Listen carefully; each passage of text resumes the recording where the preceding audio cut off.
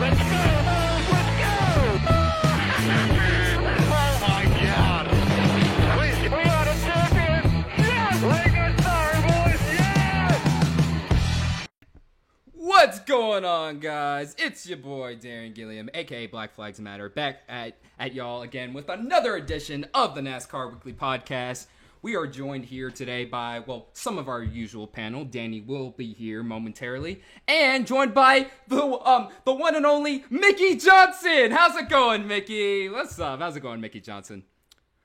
Oh, you're gonna have to drop that right away. No, and about that at all.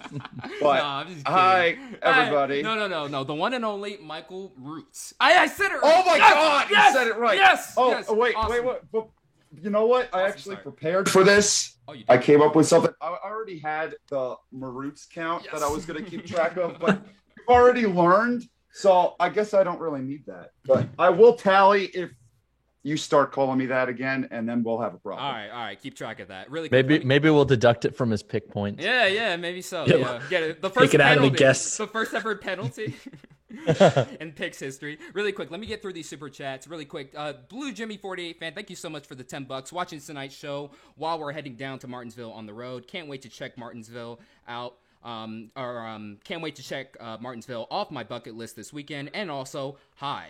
Hey, what's up, man? Appreciate the support. Hello. And Billy88 Joe Hi. giving me a season to rewatch on YouTube, gang. Thank you so much for the $4. More super chats will be read at the top of the hour, so be patient. Appreciate you guys tuning in. We had an off week, so we can't review a race. So I guess that's it. Yep. Oh, that's what you get me. no, just kidding. No. We'll review Michael Roots here on the show. I'm down with it. You know what, though? Before we even get into it, because this is the first time I've talked with you guys since last fall, when you had me a part of that show, the Jimmy Show, and I have to thank you, because that's still it's one of the coolest things I think that's ever happened in my life. So for you to think to include me in on that interview was seriously so freaking awesome, and I have to thank you guys for that. Yeah, Well, of course, man. Yeah, we're glad we got you on, man. I mean, you First person we thought of, because Lord knows I wasn't able to make that interview. I was at the racetrack, I think, and so it was only these two guys. I was like, we need more questions in there. So first guy we thought of. That was awesome. Yeah, no, Michael always throws at the mouth for Jimmy every time. Actually, it's funny. It's funny you're talking about that, because I actually I had your channel on today, watching some old videos and stuff while I was doing some work, and that it was your best of 2020, and then also I put on the core race from Homestead, I want to say, because I knew that was one of the few races that I could actually see myself racing up front. that one, that was the race that Dale Reynolds wanted to kill me. Yeah, that's how I remember that. And it one. wasn't even your fault, right? I know it wasn't. I don't think it was, because Sloppy drove right through me. Yeah, it's Sounds NASCAR. like It's NASCAR. NASCAR heat in a nutshell. Yeah. Well, that'll do it. Not on my screen, bro. Not on my screen, bro. People say Mario Kart is what ends relationships, ends friendships. No, like, Heat. it's not even the worst NASCAR racing Heat. game. Wow. No, it's Heat all the way. So I'm looking at the itinerary. We had no race last weekend, so we can get right into some pretty important news. So there was some talk about North Wilkesboro Speedway possibly coming back around, last week. And then, some tweets surfaced, especially on April Fools and stuff about North Wilkesboro. But then the most intriguing one of that day was from the Camping World owner. What's his name again? Marcus Lemonis. Yes, Marcus Lemonis. He was tweeting stuff out about maybe possibly, pitching in and helping out. David Land had quote tweeted him and said, "Oh no, this is just a joke. Don't take it seriously." And then Get the dozer. yeah, and then he replied like no, I'm serious. So I mean, there's some, once again, there's some talks about it and stuff, and I know we talked about this last week, Jarrett, but what are your overall thoughts on what's being discussed? It's kind of mixed, because for so long I had wanted to get behind everything possible to bring the track back. It just seems it seems like trying to do something for the sake of doing it, not for the fact that there's something to be gained from it. Now, Marcus Lemonis and Marcus Smith are much smarter than I am with this kind of stuff. So I'm assuming if they're going to be buying in like this, that they've done their research, they know their assets with it, and can make a logical decision off of that. I just can't see it at the moment. My biggest thing is whether you bring it back or let it die, do something other than just stay in this limbo, or at least say, like, here's the plan of what we want to do, because all we've heard now is just lip service, it feels like. And maybe it all will come true. I mean, Marcus Smith is the same guy who brought us the Roval. The dude is definitely one who will think outside of the box. He seems very hip with what the he fans brought us want. Bristol Dirt as well, and he might be the one who brings back the fairgrounds. So yeah, so it's not like this is possible. Just getting pulled out of his ass. But at the same time, I just want a concrete answer on what the plan is, because it's unfair, not only like to just normal fans like me, but it's unfair to fans who have put time either behind it or have decided to finally let it go, that has that hold importance with it. It's not fair to them to just keep dangling it in front of them. They've been doing They've been doing this for like 20 years, haven't they? Dangling North Wilkesboro, like, hey, it might come back. No, it can't. Yes, but it does feel different this time. Mm-hmm. I will admit that it does feel more realistic this time than the last couple. But I just don't know about it yet. Because the last few people who have came in to try and save the Speedway, they pretty much failed because they ran out of money, or just there wasn't enough support, I guess, for what they were trying to do. But I mean, now with actual backing from SMI, those guys, and Marcus Loomis, I mean, it has a shot. Maybe, I don't know. I mean, Eric, what do you think? Well, one idea that kind of was brought up in the last week that, I think part of why North Wilkesboro was not an inviting option for the last 20 years is because for much of the last 20 years, NASCAR has effortlessly packed 100,000 fans into most racetracks. And North Wilkesboro, unless you just turn that thing into Bristol and invest heavily into that facility, completely overhaul it, you're not getting 100,000 fans in North Wilkesboro. So I think that's why for many years it sat kind of quiet. But a good point is that, in the modern era, right now in 2021, and probably going forward, I think the days of consistently bringing in 100,000 fans every single weekend are probably behind us. I mean, you think of tracks that have recently been worked on, like Phoenix. They redid those grandstands to seat about 40,000, and I believe they've sold out, with the exception of the pandemic last year, they've sold out every race since then. 40,000 to 60,000. I think NASCAR can realistically fit 60, 70,000 fans at most tracks for at least the next several years. Hopefully they can start building on that going down the line. But I do think we finally reached a period in the NASCAR life cycle where 40,000 fans is not a bad number for a race at a track like North Wilkesboro. And I don't have any sort of nostalgic feelings about North Wilkesboro. Do I personally care if it comes back? I mean, if it means another good short track on the schedule, then yes, I'm in favor of it. But at the same time, I'm also not, married to the idea of it being in North Wilkesboro. I'd rather than build a short track in my backyard. That would be fantastic. But I understand where one idea that has also come up is, and I think this is a strong kind of argument in favor of it, is NASCAR's made a ton of moves. I mean, you talk about NASCAR getting away from their roots 15, 20 years ago. They're continuing to do so today by, going to 7 road courses, building short tracks in Los Angeles, teasing a street race, perhaps, turning Bristol into a dirt track out of nowhere. That's not NASCAR's roots at all. Not even. That's not NASCAR. That really is not NASCAR's roots when people traditionally, I mean, yes, I know NASCAR raced on dirt tracks 60 years ago, but not really. That was kind of, they were always trying to get away from that. They went back to that. That's not NASCAR's roots. So you could argue that revitalizing North Wilkesboro is sort of a peace offering to those fans that feel like they've been abandoned by NASCAR, if not in the last 20 years, maybe especially in the last 5 years. I think it's a great way to bridge that gap between all the new things they're doing, all the new cities they're going to, the new types of tracks they're racing at, but also kind of, this is sort of like a present to the fans that have helped them get to this point. There are so many fans that are still in the North Carolina area. Of course, that's one big positive about this track is it's located in North Carolina, kind of in the middle of nowhere, but it is in North Carolina, which per capita has more race NASCAR fans than any other state in the country. So, I think to those fans, it would mean a lot. It'd be a huge sort of move by SMI and NASCAR if North Wilkesboro comes back in some form of its former self. Yeah, absolutely. My question is, what's the difference between this and like Rockingham? because Yeah. that's like the same exact thing. Mm. They've been dangling Rockingham going back there, different ownership groups, stuff like that. But now with Rockingham, like they do have some hope. I mean, there is going to be some type of late model race in May, I believe, or June. No. I know what you're talking about because Slap and I were actually going to go down to that in March. It got postponed till October. It's the Cars Tour. Cars Tour, yeah. So Yeah. I mean, there is some hope there. I mean, at least they have some type of racing. But Michael, yeah, I'm with you. Like, I personally think Rockingham should be the one that we should focus on. Yeah, that should be the number one focus.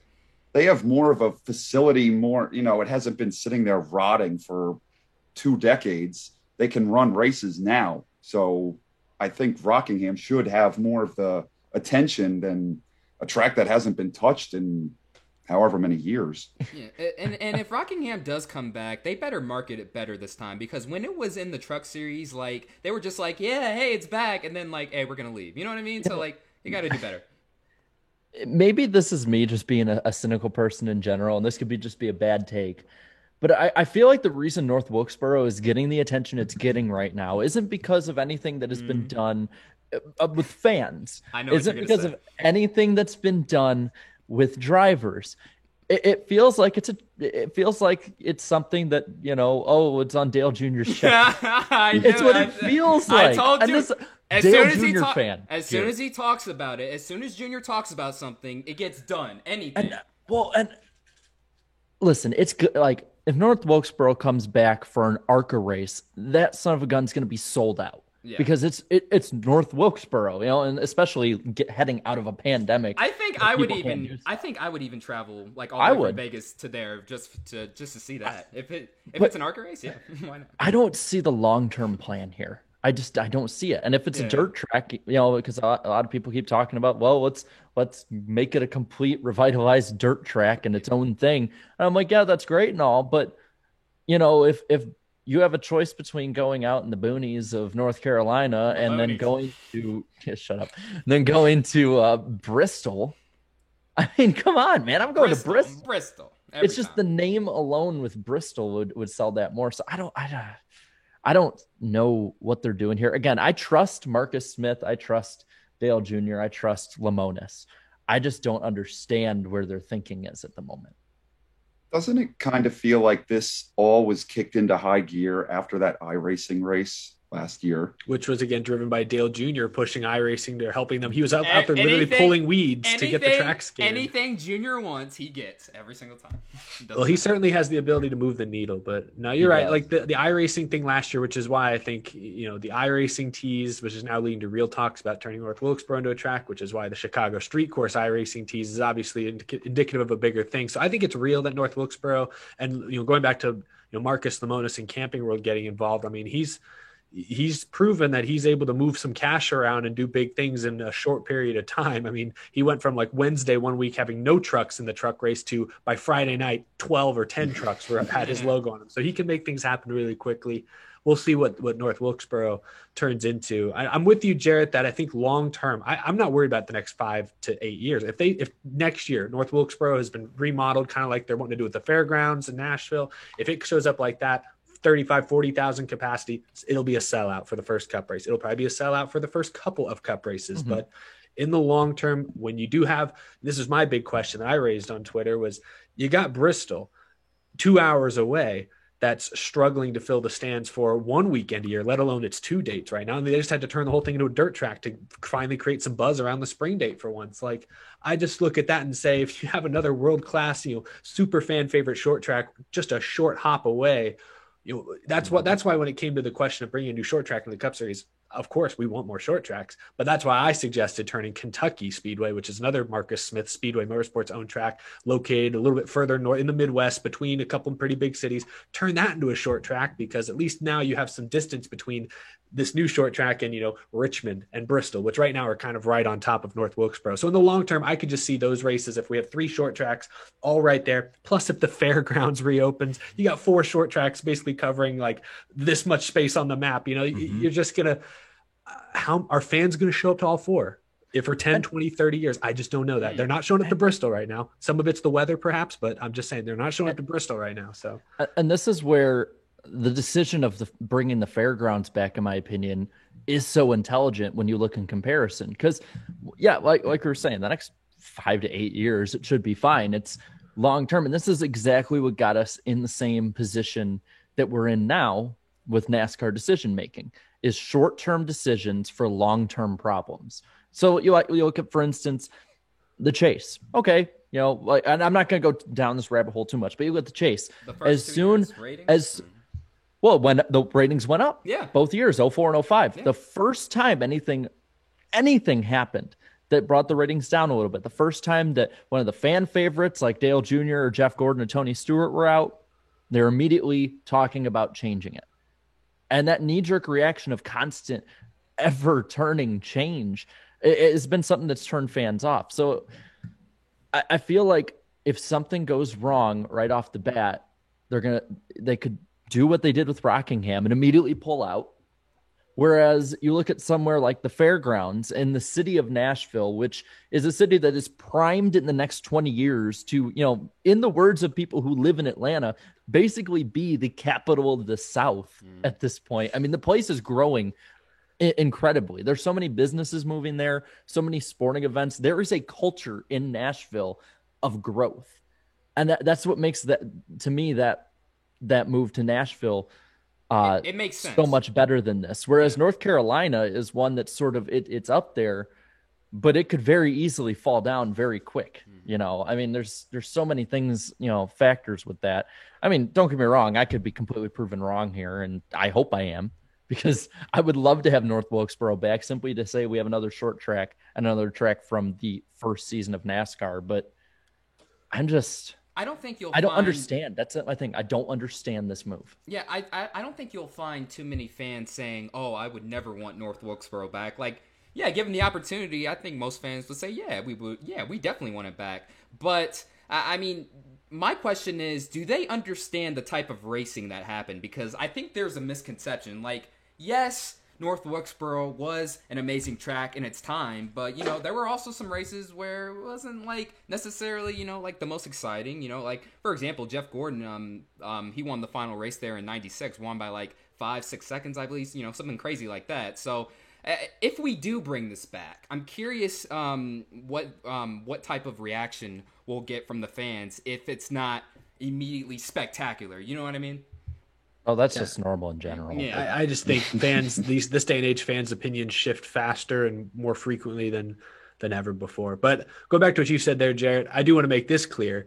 If given the choice between focusing your efforts, if you're Marcus Smith at SMI and you're choosing between focusing on bringing back North Wilkesboro or Nashville Fairgrounds, I know there's a lot of obstacles with the fairgrounds, but that should be where your focus is right now. Yeah. Get that figured out first. North Wilkesboro. I mean, now if Camping World comes in and says, "Hey, we're going to give you $100 million" or some crazy number, okay, fine, go build North Wilkesboro. But I don't think it's going to be quite that drastic. So I hope they still focus their attention on Nashville, because I think long term and short term that has more pros. So basically, get Fairgrounds out of the way first, Rockingham second, and then North Wilkesboro, and then we should be good. Hey, Rockingham, at least it won't require quite as much work as some of these other tracks. Oh, dude, it's not even close. Not even close to North Wilkesboro, man. I mean, it's beat up there, but it's not nearly as bad. It's such a cool name, and we talked about the significance of North Wilkesboro, but the Rock, the freaking Rock, that's so cool, dude. The way they would advertise like the races at Rockingham, it's like the Rock, come see the Rock, and blah blah blah, like all this stuff, and like these old promos I find, and so I'm like, whoa, it's like this was a pretty cool place, and then they just left it. So when I was in first grade, so I never got to see a race, unfortunately, there, but that might change, maybe, you never know. Oh, do you mean like actually being there? Because I'm like, I thought you started watching in No. 04. So I did start watching in 04, but I don't remember watching that race in particular, though, because I probably would have remembered that finish. So I probably watched the 04 500 first, took a few weeks off, and then once Junior won again at like Richmond, I think I picked it back up. So it's probably one of those deals. I started watching in 04, but I don't remember that finish either, so I must have missed that race, which now looking back at it was You shouldn't have missed it, Eric. Well, what's funny is Eric... hey, I was a kid. I had to check the TV guide to see what channel the race was on. But Eric, these are your words. You were a Junior fan first, and then you became a Kansas fan, correct? Yeah, for about 3 weeks, I was like, oh, number 8 is so cool. I was like, he's got a cool car. Everyone seems to love him. Like, I'd probably recognize the name, too. I was like, Earnhardt, that's a name. I know that name. Yeah, but I thought Dale Jr. was the bomb. Yeah. And then Kansas came along, was like, hey. And then Kenseth came along and was infinitely less cool. But with his low-key demeanor. I was like, that's my guy. Forget Jimmy. I was like, that's me. I'm going for the underdog, if you will. I'll tell you what, though, like Kenseth has a wicked sense of humor. He does. Oh, he's funny. I didn't know it at the time. I just thought he had a cool paint scheme, and he won a lot. It was funny when Carl almost rocked him, though, after Mark. I was like, at the Rock. Oh, no. At the Rock. I just rocked him. If they ever bring Rocky back, they should just, their promo ads just be like, we're going to rock that. And just be a compilation of drivers almost getting punched. Hey, like, it's a bunch of like starting to swing and then it cuts to the next one. Like, it's just hey, bro, let me do the sound of it. The Rock. We're back at the Rock. Get Dwayne Johnson, to do the content. I mean, that seems like low coming in 2022. The Rock. Marcus Sorry, Lemonis I sound budget, constipated. that Marcus Lemonis budget should go to hiring The Rock to do commentary for The Rock. Oh, finally the show's complete. I've been waiting for him to come in here. Daddy! Marcus Lemonis? Marcus, where? He's not nearly as important as Danny is on this show. Oh, and look at his, Did he just his merch. just get Looking off his good. bike? Look at Looks his like he merch. just wrote a Man, bike or you know I something. had to come in here rocking this. The best driver to drive that number 48 Ally Chevrolet. Yeah. Hey, hold on. Hey, Hey, whoa, wait a Screw minute. Mickey Jimmy. Get Mickey Jimmy You out better of here. calm down with that. Jimmy Johnson is a... done? I don't think so. My God, That's okay. Okay, we're that's a good. We're good, we're good. Good troll there, Danny. You get points for that. I took a few extra minutes just to go find this.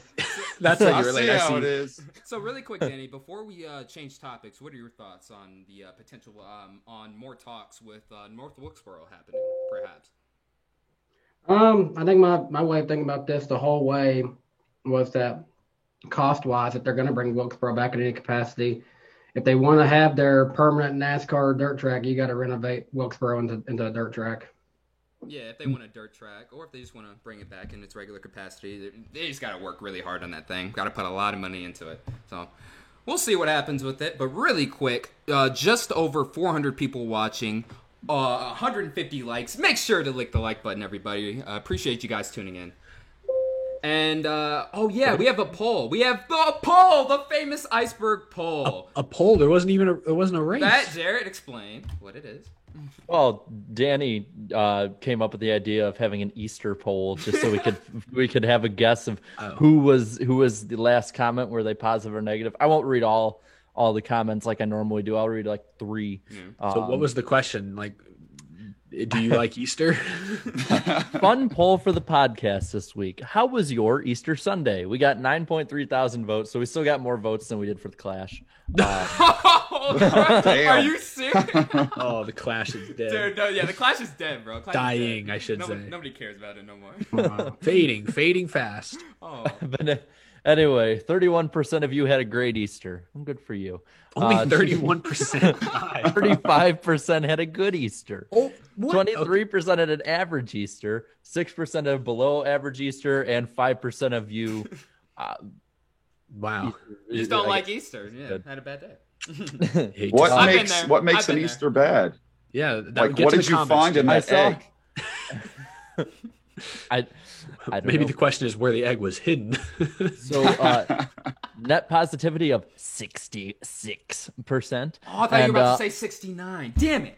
Go No, ahead. oh, the No, we did 66. Star Wars references here. Go ahead. You would know if you watched. I don't watch it. I'll watch them when I 66 will. is in like Route 66. Is that a Cars No, reference? no. Oh, yes. I get it. It's execute order 66. Oh, only, the 66. only because we're gonna used it in a trolling video. That's it. I gotta watch Oh, it. that's where that meme comes from? Yeah. I always see that. Unlimited power. Okay, so 11% of you had a net negative Easter.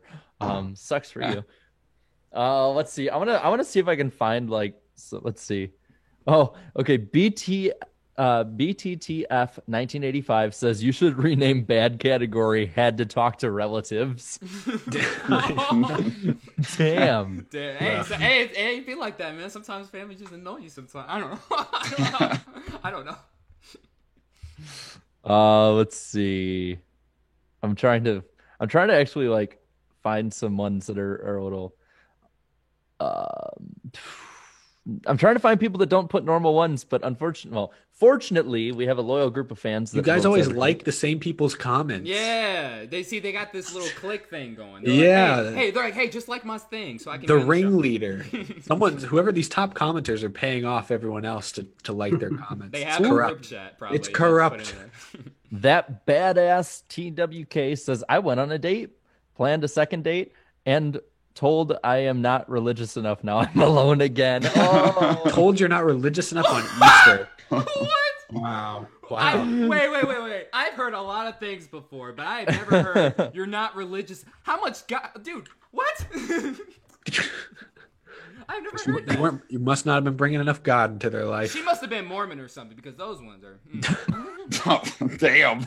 I'm just saying from experience. I lived in Utah for Yeah. a year. No offense to. Oh. I'm just saying from experience. From experience, what we need some stories. What happened in No, Utah? no. How was your I saw Easter my in wife in Utah, the chat, Darian? and she brought up some good why I had to vote just good because we almost got stuck on the lake on Easter.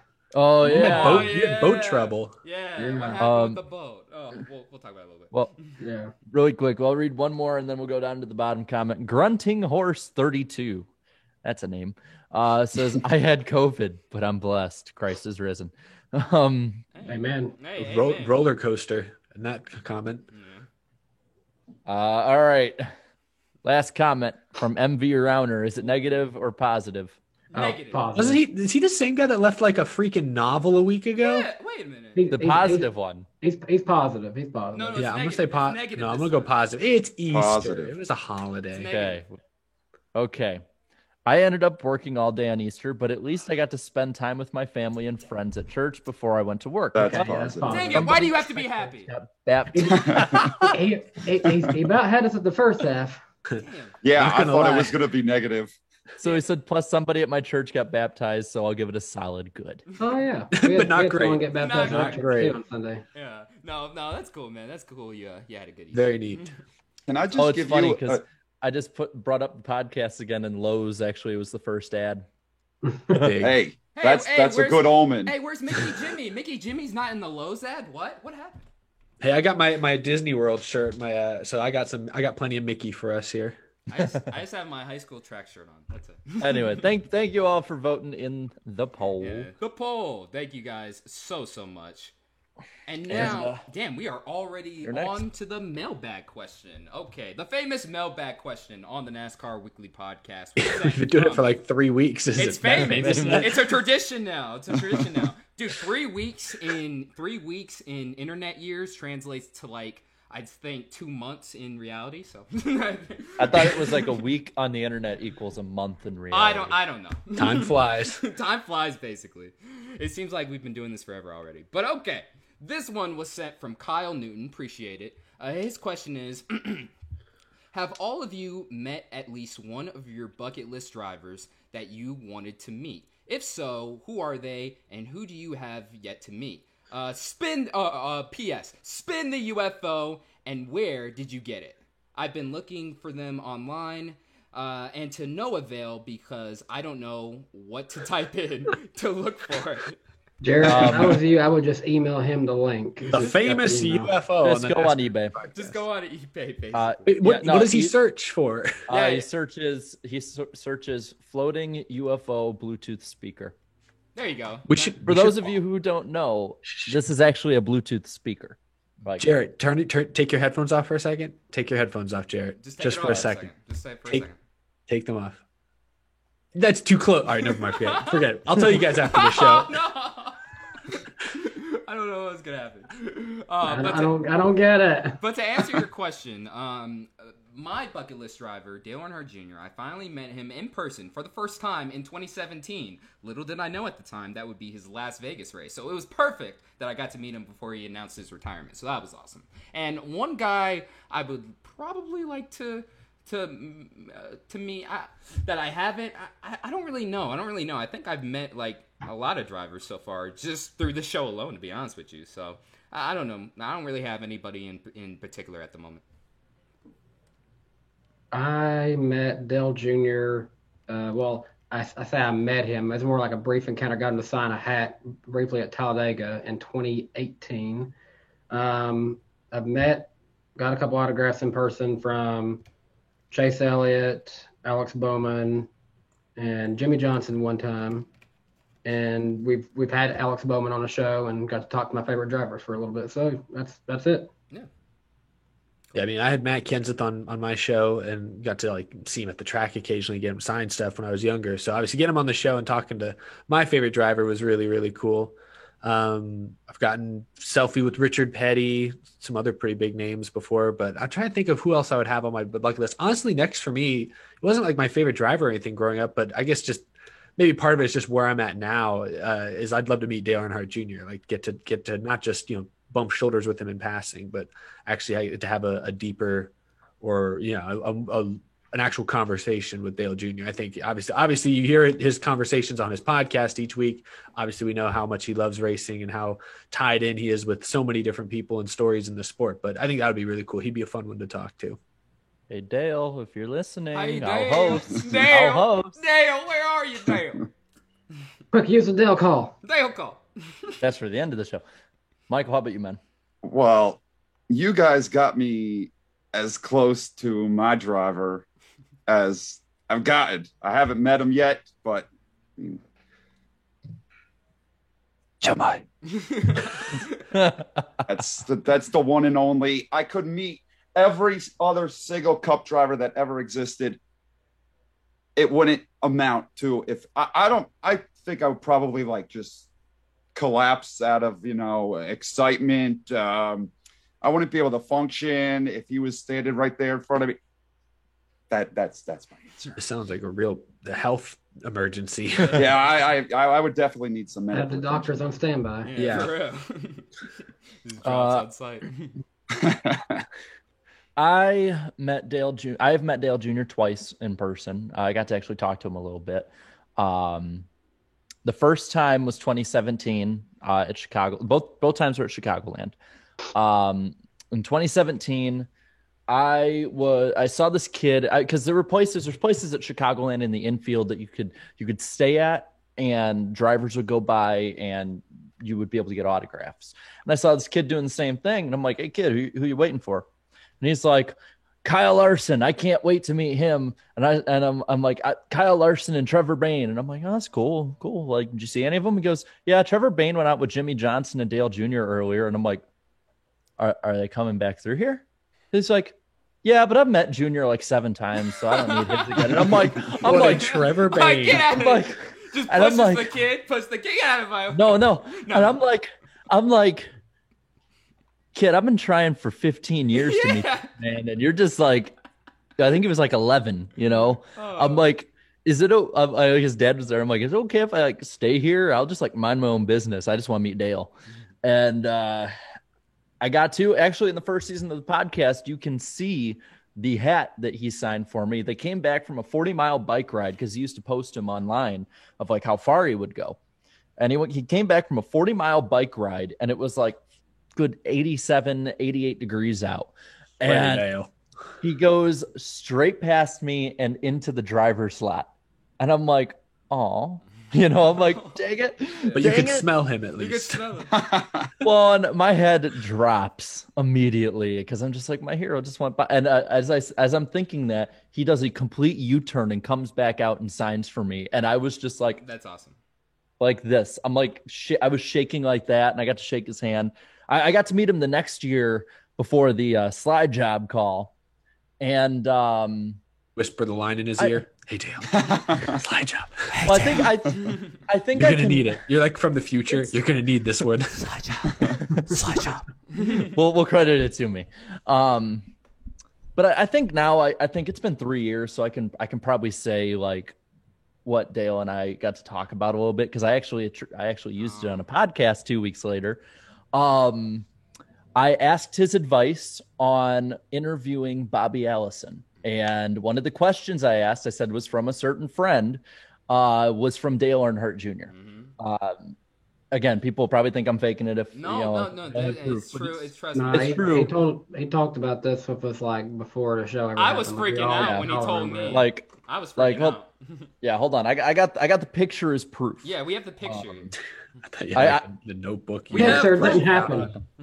I got a picture of me and Jimmy, by the Do you way. have Dale here with you? See, No, right no. there, I would have passed out.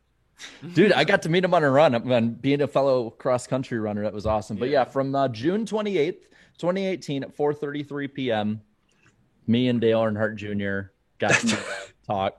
Dude. Where's I the was- beard? I was freaking I out. shaved it that week. I thought you were Um, Dale for a second. At first, I was like, "Oh, is that Dale?" I Wait, couldn't tell that's the Jared. Where's- difference. I couldn't tell the difference for a second. No, but that was probably That was awesome.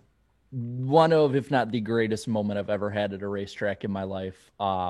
The only thing that could top that is if we ever got him on to interview him. I'd love to pick his brain about everything. I know I just ripped on him like 10 minutes ago. But we gotta be fair. We gotta be fair, bro. Yeah, Dale, it's objective. Dale. I Why do the that. hell do you love North Wilkesboro so much? Like, what is going on, Dale? Damn. The people need to know. But yeah, I mean, the way I see it, our show has turned into a Make-A-Wish Foundation in the last year and a half. Yeah. So I think that we can get one for me at some We point. can get one for him. Yeah, for You me, did it for all me, of that's us. for sure. Yeah, Same with you. Same with Slap, my brother. We got him, Ryan Blaney. I mean, We got Danny- Bowman on for Danny B. Well, we want Bowman on in general, so. Well, but I'm saying I thought it was that's It why I was didn't for get you him. a It Christmas was for present. him. I thought that was the Christmas present. Okay. It's basically- On what Michael said though about if he ever met Jimmy, Jarrett just said something. Now it's been after the fact. I think we can kind of say it's now it's after the fact. When we got done, me and Jarrett, when we got done interviewing Jimmy Johnson, we both started like geeking out a lot. Like we Yeah. held together during that whole That's- interview, but then we like geeked out entirely after he left the call. I can only imagine. Oh my god, I wouldn't have been able to speak. I wouldn't have been able to talk to him. I mean, I would have been silent They got to talk to the greatest driver of our generation, man. Like, I mean, that's all. all time. Okay, get out. All right, stop. We're Well, gonna Could you stop? stop But it. I will say that first time meeting Dale Jr. in my opinion is why I am not as nervous about interviewing drivers though. And because people will be like, when we had like Blaney on or when we had Johnson on, I mean, I'm always a little nervous Yeah. just because you're doing it in It's- front of it's people. jitters, You screw yeah. up. Jitters. But my thought was, and this is why, people say don't meet your heroes. In my opinion, everyone should try and meet their heroes for this reason, is that you've met, the person you've looked up to most in life. For me, since I was 7 years old. And I'm like, why would I get nervous about any other driver? Right? Like, that's how I see it. So like, I the way I put it or see it too, and the pandemic can probably put this into effect even more, is when stuff gets back to normal and they're doing interview or autograph events, if you're even like 50 miles away from it, do it. Seriously, do it. Just because say, why not? it Just is do it. worth it. Yeah. Well, it's worth it. You never know what's going to happen. I mean, I know, some of the stuff that we were doing, at Daytona and stuff or whatever, in 2020, Oh yeah. I thought we were going to do that all year. 2020 is gonna be No. a great year. Remember, I said that. A great year. But yeah, no, man, that's my long drawn out story for a short question. I like talking about Dale. What can I say? We love Dale. Dale, please come on the show, Dale. Please. Please. Junebug. Dubug, please. Jarrett, I just realized, are you wearing a Jesse Owuji shirt? Yeah. That's the second one. Yeah. He's the second one. When I got in the call before the show, I was like, Jared, are you wearing a Jesse Owuji shirt? Like, where do you get a The most Jesse? obscure- amazing guy though. My, But where my- do you my get the dad- shirt? My dad found it. I don't know. My dad found me a Sports Illustrated from 1961 with Curtis Turner on the cover, or was it 67? It was in the 60s. What? I didn't know Sports Illustrated was that old. That's cool. Yeah, Yeah, he was the first NASCAR driver to ever be featured on the cover. That's a good trivia question. that's awesome. Blow someone's Yeah. mind with that one Well, day. I love myself some Curtis Turner. Like, that dude is one of the few that, like, him and Ned Jarrett are the two that I'm like, we need to have more focus on these people when we talk about the past, because they are certified grade A badasses. For sure. And we also love the fan mail question. So appreciate Kyle sending that in. And really quick, Jarrett, where can they send these questions in again? weeklypodcastguest@gmail.com, all lowercase, weeklypodcastguest@gmail.com. Does not mean you will be a guest on it, just that you can have an opportunity to have your question on the show. Unfortunate naming that I had well before we had the mailbag question. But yes. How many people have you had to block anybody yet? No. Good. Okay. No one sent me anything like that. No. Oh, that's awesome. Good. Everyone gets it. I don't have to say it anymore. Thanks, guys. Appreciate it. Okay. Now, moving on, we had some news today. May 5th is basically the big day, one of the biggest days in the history of NASCAR. The official reveal of the next-gen car for next year. Guys, thoughts on this? Eric, you start us off here. I guess I'll put in a little input before I'll let you answer and stuff. I guess, all the testing we've seen, I'm really hyped up for it. The fact that they were able to get in younger drivers to test out the car is really helpful. This is the future, basically. And what Tyler Reddick said today, too, also has me in good spirits. I mean, simply saying the car is way harder to drive than Xfinity and Cup are at the moment. Simply hitting the wall is proof enough of that. No, but yeah, it's exciting. So Cinco de Mayo, May 5th, I think they said 3 p.m. Eastern time. Mm-hmm. I'm not sure if it'll be televised or if it's just going to be like a stream on NASCARs.com or something. I don't know if they said exactly where it's going to be, but I'm sure people will be able to see it as it's happening. No, that's exciting stuff. They're going to reveal what the Toyota looks like, which I saw shortly before we went live. Toyota put out a post, something hyping up, confirming that it will be a Camry. They're not bringing the Supra. Of course, it's a Camry. So we'll see what the Camry, the Mustang, presumably, and the Camaro, presumably, look like. That'll be exciting. Dodge looks like, and see what the Mercedes. We're not supposed to know that. The Honda. You're spoiling it. No, I'm kidding. No, we'll see what the big three main manufacturers look like. I mean, that would be quite the surprise if they wheeled out suddenly a Honda rolls out onto the stage or something. Honestly, that would set up the perfect stage where everyone thinks, "Here come! All right, take off the covers. There's the big three. Oh wait, we got one in the back. Come on out." It's a Buick. No. The optional, just running what they've been testing. And here's a NASCAR. The NASCAR brand. NASCAR. This will be driven by the AI team. God. Yeah, I'm excited though. I'm excited to see what the cars look like, but we kind of already know what the next gen looks like, and all that's going to really change is probably the front end. And I think we all have a good idea of how that's going to look. So I'm not really that interested in that. I'm interested in the other details they apparently are going to report on, and just certain specifics about how the car works. We might learn a little bit of what sort of horsepower they're looking at. I know there've been talks about, a completely new engine package, but that's still probably a year or two away at least. So maybe we'll get some insight into that and other things. I'm really interested in all that type of stuff because the cars are going to look cool. They're going to look like NASCAR cars. The single lug nut wheels, we've already kind of seen. The diffuser on the back, we've already kind of seen. So that stuff, while cool, I'm not as interested in for this reveal as I am to see to hear more about the special details, because then we can finally start to draw conclusions about how this thing is going to race. Right now, all we have to go off of is, it's harder to drive. Byron's wrecked it. Reddick's wrecked it. It's like, okay, it's harder to drive, but what does that actually mean? Maybe we'll find out. Please 900 horsepower. No, I'm not going to have. No, those days are over. I'm guessing 6 to 650. Yeah, probably. Yeah. That's what they've been saying. It's going to be for the longest time. Is in that, because originally I remember they were like, well, it'll probably be around what we have now, a 550 kind of thing, but it'll be made for that. And then they're like, well, 600. Then they're like, well, the electric component will add in 650. And I'm just like, man, if you're just like inching up to 700, just tell me now. Just say 700, dude. But what I like about that, like a lot of people are going to be like, no, that's terrible. That's like the stuff we have now. And I'm like, no, it's not, because right now, even when we have the high horsepower package, we're still having a 900 horsepower engine with a tapered spacer to make it 750 horsepower. So we're still neutering the engine, just not as bad as before. These are built to have, to be 6 to 650. Like, I think that's better because I think, if you're thinking about it from what NASCAR said and what the drivers are saying, you can probably deduct from that, or whatever, that there's going to be more throttle control, hopefully. And I think that's the big thing, because I mean, you look at like cars in the 90s were about 700, 650, somewhere in there. Yeah, and some of those were some of the best races in history. Well, yeah, I hear that the 90s was like the greatest time in racing ever, and that we need to get back to that. And then as soon as NASCAR's like, okay, well, we're going to kind of modernize that, but try and do that, people are like, no, that's terrible. Because some fans simply are just ignorant. That's what it's down to. They don't know the past. They love talking about the past. Some of them do, but they have no idea, the factors that made it, so great. So it's worth noting that I believe they're still going to be running these 900 horsepower engines probably for the next year or two, perhaps even the first year of the next gen, maybe the first 2 years. I don't believe they're going to change the engines until 2023. And I mentioned that 2023 at the earliest. And I mentioned that because someone in the chat was asking if they're going to be hybrids.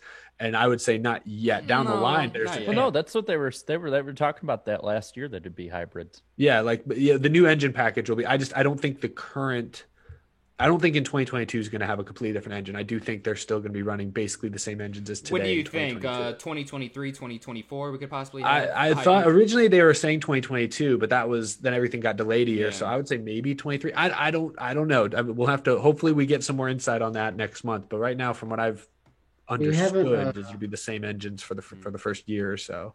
We haven't seen this in a little while now, but I definitely think coming with the new car, it would be appropriate to see some January testing done in Daytona to see them get into a big pack and really know what these new cars can do, because we haven't seen anything like that yet. Yeah, they should have testing. In January 2022, they should have testing at maybe 3-4 places open to the public. Perhaps. I mean, I'd go to one if it were out. I would say test in your warmer tracks. Go out to California and then go down to Daytona. Yeah, have it open to the public. That'd be cool. Well, one thing that I picked up on from the pictures, why is there still a splitter? Why can't we get rid of that? And why it looks like the back end, like the quarter panels are still very low to the ground, and like everything's just so sealed off. I don't get why. We need to let the car married breathe. To that. Yeah. Let the car breathe, guys, please. Like, there's a reason why everybody loves the early 2000s. Yeah. Those cars didn't have splitters. They danced around in the corners. I don't understand that part of the design. I think they specifically are leaving it to penalize you for getting loose. So you're gonna wreck your car if you get in the grass. Yeah. Maybe.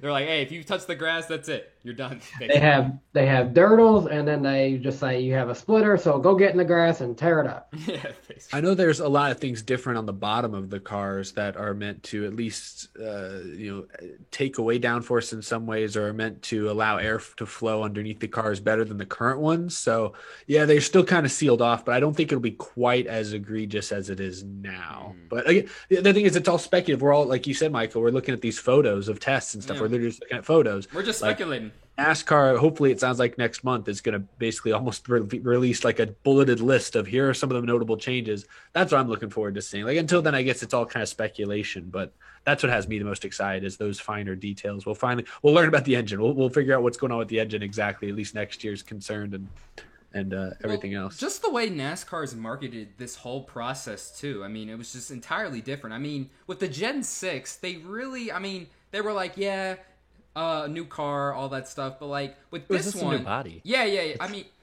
I don't know. I really like NASCAR's marketing efforts over the past year with the way they've tried to market the new car. So yeah, we'll see how it goes. I feel like this is the actual Gen 6, to be completely honest with you. Yeah, because you brought up a good point. You brought up a good point, because you said when the Gen 6 first came out, it was just a different body, basically. It's just a reskin. It was just a different skin. That's it. I mean, it looked more like the cars that we have on the street, or the actual cars they're based off of. But at the same time, they were constantly changing the bodies with the COT. Yeah. I mean, it's really just COT, like, better looking. It's like lipstick on a pig. Lipstick on a pig. Do some people consider the Gen 6 in the COT era? I don't know. I've seen like different opinions on that, so that kind of caught me off guard. CFD was don't. what they had in 2007 until 2012, in my Okay. opinion. Yeah, that's the way I thought. And then like There, Gen there 6. might have been some subtle changes that make it different, but no, basically it was like that's the thing. That is what makes this next gen so exciting. Is for the first time, really, since I guess there's some very notable changes between the Gen 4 and the Gen 5 with all the safety features specifically that were added. So Yeah. really, for the first time since then, since I guess '07, you are really seeing an overhauled race car. And I would say this is even more so overhauled, not necessarily in the safety department. A lot of that stuff is coming over, but with just I'm no mechanic, I'm no engineer, so I'm going to get some of these finer details wrong. But with the different steering mechanism, different shifter, different size wheels, there are a lot of, I'm drawing a blank on a couple of the other notable ones, but there are just a couple just fundamental differences in the mechanics of the cars that are changing drastically with the new one. And I would, also, I would say it's fair to say with the Gen 6, what they had from 2013 until 2018 was Gen 6, and in 2019 became, I would call Gen 6.5, because we had all the changes with the spoiler, with the engine, and also Chevrolet was Camaro, Ford was Mustang, and Camry had rebranded the outer look of it. So everything was entirely different compared to when the Gen 6 come in then. So I would say that's a Gen 6.5. yeah. I like what NASCAR All Out says in the chat. I don't like the look of the side skirts dragging on the track. In the 90s, you could see daylight under the car. I think that's the big thing. And that's where NASCAR really, well, one of the big things. I think it's where NASCAR has to balance entertainment when it comes to on-track competition with safety. Because I know the reason they want them sealed off a lot too is because it helps it so the cars don't take off easier like they used to. But at the same time, there's got to be more clearance under the car completely, not just I don't know, man. I don't. I'm excited. This all stems, because we don't know much. It's all speculation. I'm excited, but I don't want to put all of my eggs in this basket like fans are doing right now. That's I've been like this the whole time. I hope I'm proven wrong, but it's like this is going to be a learning curve. I don't think we're going to see, It's not going to 2022 be magic fix. Yeah, it's not going to be an instant fix. You're basically saying. Not an I mean, instant- this might take 2 or 3 years to get right. Yeah. Are fans going to be patient enough to understand that? This is we'll this is definitely be literally changing every single thing for the most part that we've had now for like the past 15 to 30 years. Yeah, You it's know gonna be how a while. hard it's going to be to get people on board with a single lug nut? And we're changing the Jesus. entire car. I don't care. Like I cared at first, but then I'm like, I don't really care. about it. That's how I was too. I cared at first, but it doesn't matter in the long term, with it. But I mean, you're right though, Michael. You're right. But people are, it caused a damn civil war over a lug nut. Yeah, and that's one thing. And then they're giving us an entirely different car. So It's going to take some time. It's going to take some time for these teams and drivers to get adjusted. It's not going to be, might not be the instant fix like some people are thinking it is. It'll be a process. let's just remember Kyle Busch and his reaction that first COT race. I hate driving these things. They suck. Yeah. So could set up for the same thing. We'll see. Yeah. Well, you also said something there, Michael, kind of subliminally that they're going to give it to us. I mean, that's what they're doing. They're giving the teams these cars. That's another finer detail that continues to be glossed over because it's really bad for PR if NASCAR were to actually address the fact that basically every team is laying off their many of their engineers, many of the people that are building the cars and stuff because now they don't need them anymore. All the parts and pieces, the cars are coming from one supplier. There's absolutely no difference between a Stewart-Haas Racing Ford that rolls into their shop and a Roush Fenway Ford that rolls into their shop until the teams are then able to tweak on some of the finer details. So Spec racing. It is spec racing, and it's a scaling down of the entire industry. Now the NASCAR building and developing race car industry is now going to be smaller, in size and scale than it has been for 20 years or 30 years or so now. So that's something that, while necessary, like we don't ever want anyone to lose their jobs or anything, but, NASCAR as a sport has to downsize. Every avenue of it is downsized. It is just sort of natural kind of how things are going to work. So I hope that this downsizing is effective. And then in the future, we can begin expanding again. But, that is another detail that I think NASCAR, I'm impressed. I'm shocked that hasn't got more play. I hear more about the single lug nuts. I hear more about the splitters and the spoilers than I do about the complete overhaul of the behind the scenes of this industry that's actually Well, going yeah, to I don't think NASCAR is really jobs. going to talk about that though. Well, Like, no, hey, but they're hey, not- we're laying people up. But they're not going to talk about the splitter either. They're not Yeah, going to talk yeah. about any of that. So I just think it's interesting that that's not what people have focused on. But it, again, it's perhaps a necessary evil. I mean, that's kind of how IndyCar works, right? Aren't all IndyCar Yeah, chassis it's basically built spec by one racing. person? Yeah, spec So racing basically. maybe that's just the We're way. going to come down to who you can hire and not how many you can hire. Yeah, so That- now that it's could gonna be true as quality, well. quality That's- over quantity now, I guess. That perhaps is true. And to be fair, some of those people that are losing their jobs with the Hendricks and the Roush's, they're good people. Yeah. well, really those people that are talented. losing their jobs, some of them are still being hired by the people building the chassis because someone still has to build these race cars. You're still Yeah. building 40 race cars for every week, or you're still building a lot of race cars. It's just a little bit different. It's overall a shrink in the operation that it's going to take some people some time to get used to, I think. Well, there's so much stuff overall. Like I feel like almost putting a poll up right now and being like, what are fans going to complain about more? Single lug nut or the fact that the cars sound a little different? Put it up Like after that's the it. show. That's the stuff. That stuff. The number placement, which I think is a little more important, just because it's of what it represents. But things like that are what the fans are going to focus on. Let's be real.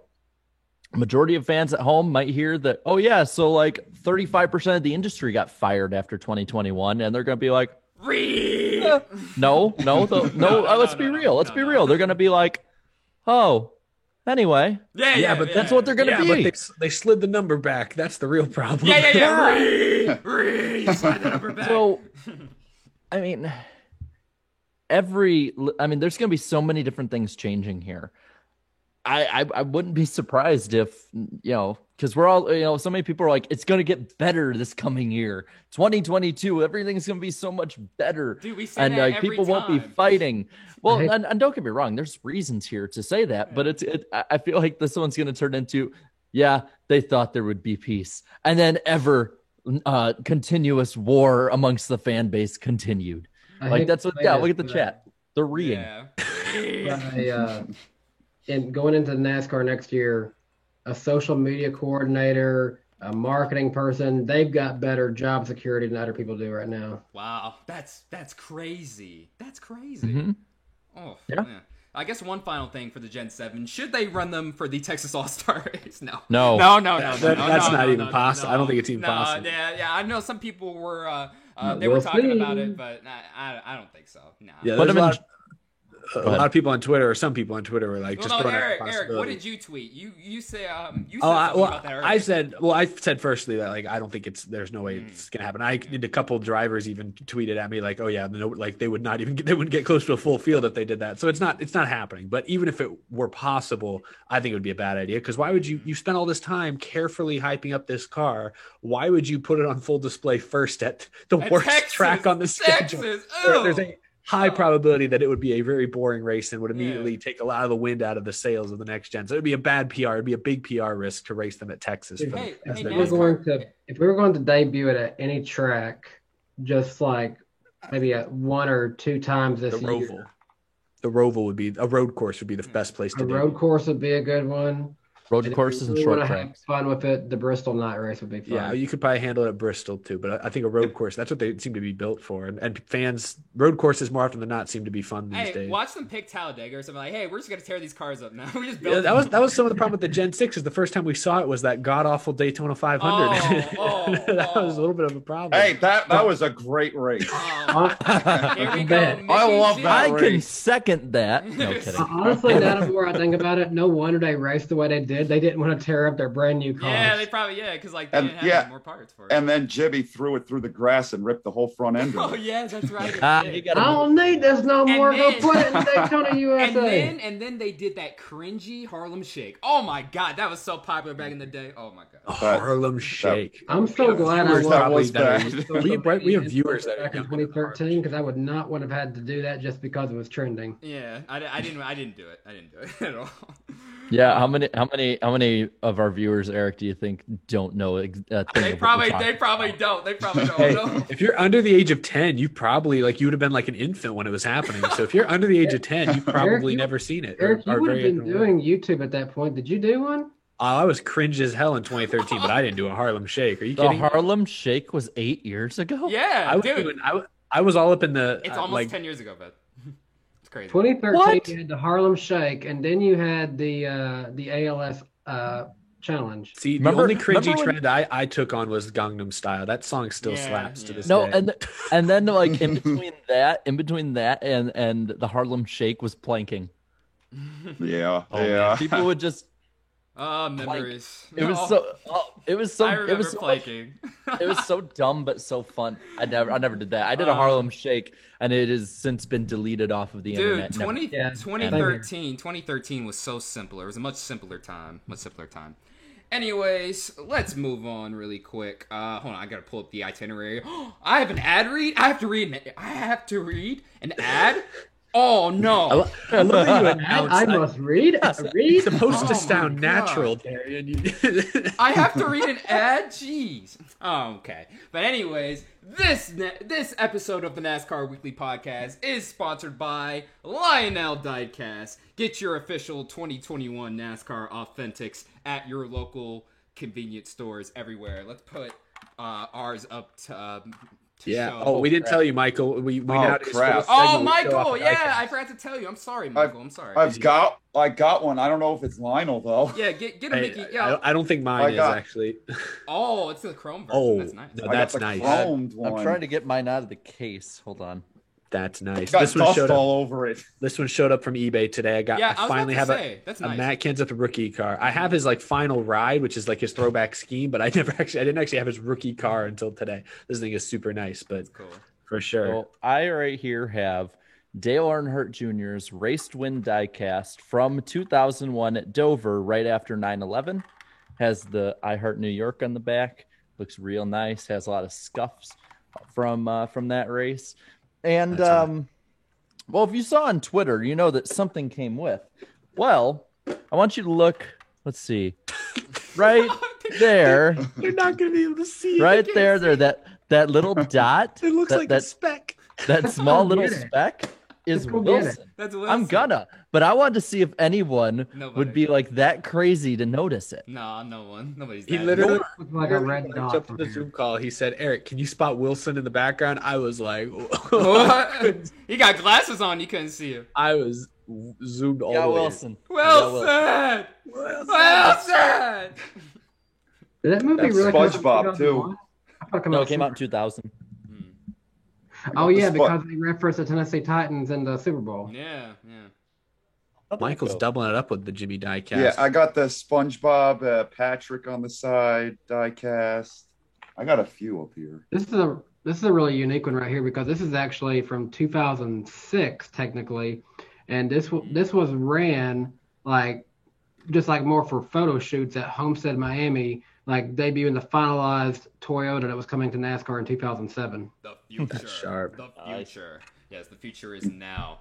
Really. Oh yeah, and my diecast, Kenny Irwin's debut car. He debuted with at Richmond. I can't remember what team it's for, but Hasbro decided to sponsor this with Winter Circle, and then what were these again? I can't remember this toy. Tonka. Tonka? Like construction equipment or something. Oh, the construction. Okay, the construction. I had some I didn't toys. know what Gotcha. Tonka is. I was always playing diecast, bro. I didn't have any construction stuff. But yeah, get your Lionel diecast at your local stores near you. And little teaser in a couple of weeks. I don't know the exact day yet, but I know I've got a special video coming out with Lionel. Going to be showing off some of their latest merchandise, getting y'all excited about that. So Nice. some other exciting things coming down the pipeline. But yeah, thank you to Lionel for Can't wait supporting to see it. the show. Can't wait to see it. And oh my god, this is it, folks. This is the real test. Here we go. I'm not going to say what it is. Let's see. Hold on. Oh! Yes! Yes! Yes! It works! It works! We got the lightning! Let's go! I get struck by lightning again?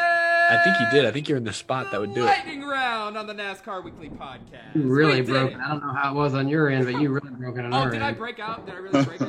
Oh my bad. Let me, hold on. Just Let me do solid it. on our end. Let me do it again. And the lightning round on the NASCAR Weekly Podcast, dude. I'm just so hyped. We got the lightning Every- round. Every week I get struck by It's lightning. always aimed at his. It's always He's always in the him. upper left. I don't know. Yeah. You ever seen the movie? I believe I can't remember who all is in it, but it's I think the Great Outdoors, the dude who's struck by Yeah. lightning. Yeah. Six times 67 times. That's me. But anyways, Jarrett, do your thing. Do your thing, Jarrett. What do we have on tap tonight? All right. Let's see what we got here. So NASCAR on their YouTube channel put out a high quality version of the 2004 Sharpie 500. It has all right racing, but Junior wins, so it's awesome. That's how this works. That's how it works. That's how the world works. Rusty Wallace has said that he's going to drive the next gen car. Says some way, somehow, he's going to get Mark Martin to do it too. Where did he say that? I didn't see this. We need to get Mark on the podcast soon. Yeah. Yeah, we said it on an interview. It might have. It was possibly joking. But he's saying he Remember, April Fool's wants to. wasn't long ago. I'd love to see it. Is NASCAR going to let him do it? I don't know. I'm surprised they let Reddick run that thing near the wall today. Kansas Speedway is officially letting a limited number of fans back into the track again, as they did in the fall. It ain't gonna be as cold as last time. That's all I gotta say. Oh yeah, you were like texting me that day. You were like, "Oh, it's freezing." Well, you weren't saying it was freezing. You were just I like, "It's willingly cold." wore a mask in the stands because it made me warmer. Yeah, it was that cold. It was a high of Yeah, 38. I wore a mask just for the cold weather. Yeah. Go ahead. Well, we talked about it. The next gen testing was today and yesterday at Darlington with Tyler Reddick, and the small blade was on today. Take of that what you will. Turns 4 through 6 at COTA will have the turtles, and I saw that Corey LaJoie's Ninja Turtle will be there. They Nice. shipped it. I can't believe that. That's They hilarious. shipped. They shipped the exact turtles from Charlotte. They kept those. Texas. I didn't even know they kept those. It looked a little wore out, like it'd been run over by a lot of tires over the last few years, but it was very much intact. I was That's impressed. cool. Also, Lionel is releasing the 2014 Dale Jr. Bristol car, but it doesn't actually have the damage it's painted on. So I thought that was 2013. No, I thought I was 14. I thought. that's 14. Yeah. Okay. Yeah, because 15 he finished in the top 10. They still got Does- the 88 duct taped onto the side, though. I know. So it's pretty Yeah, that was pretty awesome. Richard Petty Motorsports possibly going to Toyota. We could probably talk about that a little later, but Corey LaJoie was the one to break that, so I don't know how serious I'll take it just yet. Well, it was first broken on Door Bumper Clear 2 months ago by Bubba Wallace's spotter. Or he didn't say specifically it was Richard Petty, but he did say that there was going to be a small tier Chevy team that switches to Toyota. And it was David Wilson who said that whatever this impending announcement was going to rock the NASCAR world. Those were his words. So I'm sitting here like, Spire switching to Toyota, nobody's going to bat an eye. Maybe if Richard Childress, but I don't see there's no way that would happen. Richard Petty makes the most sense. Team needs some extra Dude. support. The Boomers are gonna be so mad, and it's gonna be awesome. I can't. Please. They would have went from Dodge to Ford to Chevy to Toyota. Yeah. Well, let's not forget they also had Pontiac. Yeah. Also They in there. did. They did. I mean, they were No all one- over the place. No one's ever going to top Robbie Gordon Motorsports, though. No. He- Dude, you remember, they were like everything. Ford, Chevy, Dodge, Toyota in All like in one successive seasons. Yeah. He didn't care. Whatever car I can buy, I'm going to race it. Pretty much. And he'd still Darian, run was good on that the road one- courses. Was that one of his shenanigans? Well, no. Basically, like the shenanigans pretty much consisted of his on-track fiascos and joking. stuff. I was But joking. maybe I should do a video on him being an owner, though. You got me thinking. You got me thinking. That'd be good. I think there would be plenty to dig up. Yeah. I would like to do a rise and fall on that, but I don't know if it ever rose. So Yeah, like they're saying in the chat Only on too the road about, courses. Only on the road courses. Like, there is. like they're saying in the chat too, Plymouth as well. Yeah, Plymouth. Like Old I was just Plymouth. talking about recent. Like, and when I say recent, I mean the Yeah. last 25 Yeah. years. Not um, friggin' 200 type. Man, get a dartboard, tape on a bunch of manufacturers, and throw the dart at it, and more than likely you got at least one of them. Pretty much, yeah. Also, congratulations to John Hunter Nemechek and Taylor Nemechek on the birth of their daughter, Aspen Taylor Nemechek. That's a unique name. Good Congratulations. job. Good job. Freeway Insurance jumps aboard the 99 Chevrolet with Daniel Suarez. amazing paint scheme. Amazing. Yes, it is. They'll be the primary sponsor for the Fall Texas race and an associate sponsor for the rest of the year. This, according to Adam Stern. I saw Justin Marks said this afternoon that apparently they have sold out of all their sponsorship inventory for this season. Wow. New team. That's good news for the other new team. That's really good news. Joey Gase is going to run a number 28 tribute car at Talladega to honor Davey Allison's organ donation. I believe Liz Allison is behind this too, right? Yes. Yeah, Yes. they got her blessing to run the throwback game. Even the number's correct. Yeah, it's fantastic. Nice. It's nice. And you'll see it twice. They're going to run, I think, the same scheme in the Xfinity race as well. So double the fun. Nice. Hopefully it runs above 28th. Yeah. I think it has a better chance in the Xfinity race, to be honest. Yeah, it might run good in Xfinity. Yeah. Kyle Busch is running a Snickers peanut brownie scheme at Martinsville this weekend. They're running out of ideas. They are. My God. How many flavors can you have? Yeah, Snickers peanut 2008 when brownie. the Snickers game actually looked good. I'm waiting for the day they have Snickers M&Ms. No. What about something like Snickers Starburst? Probably something that disgusting. Or something. I don't know. It wouldn't surprise me. We need a rainbow Kyle Busch car where it's like gold on the front for Twix, it's blue in the middle for Snickers, and then it's like yellow on the back for Starburst, and then like red for Skittles. That would be disgusting, but it would be hilarious. iRacing is going to sponsor Anthony Alfredo and the number 38 Ford at Martinsville this Saturday, according to Adam Stern. Good. Very cool. I heard it was also going to be they're going to be on his car for multiple races, and that's a great pairing because Anthony Alfredo, he's a big endorser of iRacing, so that's a smart deal. Always posting his TikToks about him on there, either getting wrecked or winning. They're always funny. Lost Speedways has been renewed for a second season on Peacock, according to Dirty Mo Media. So basically, the slap idea. Slap on location featuring Dale Earnhardt Jr. has been renewed for a second season. Yeah, there you go. That sounds better. This Sunday, Reels is premiering Autopsy: The Last Hours of Dale Earnhardt. I saw it on my TV guide this week. What? Really? I can tell you this is that that show is awful when it comes to the representations of big events like that. Okay. It's probably gonna be bad. They did one almost exactly like what they're talking about doing for this one, and it was awful. I mean, they literally had like Kenny Schrader in a Kyle Busch jacket, and Jeff Gordon's team was like completely off. They were wearing sweats.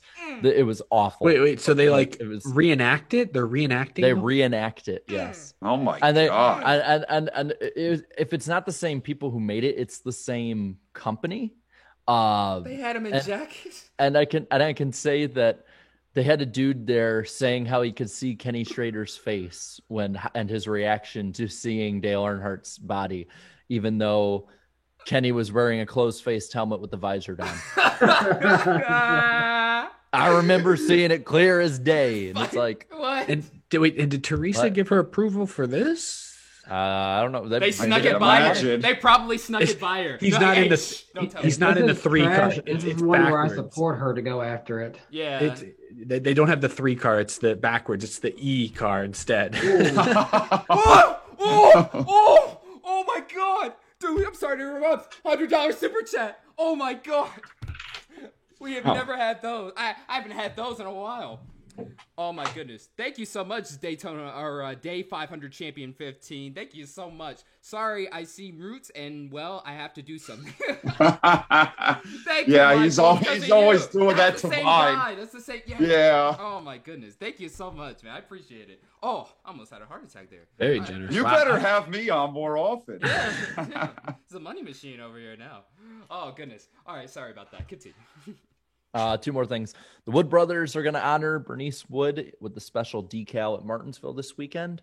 And NASCAR is proposing a 3 million square foot business park in Talladega as part of its partnership with the real estate developer Hillwood, according to Adam Stern.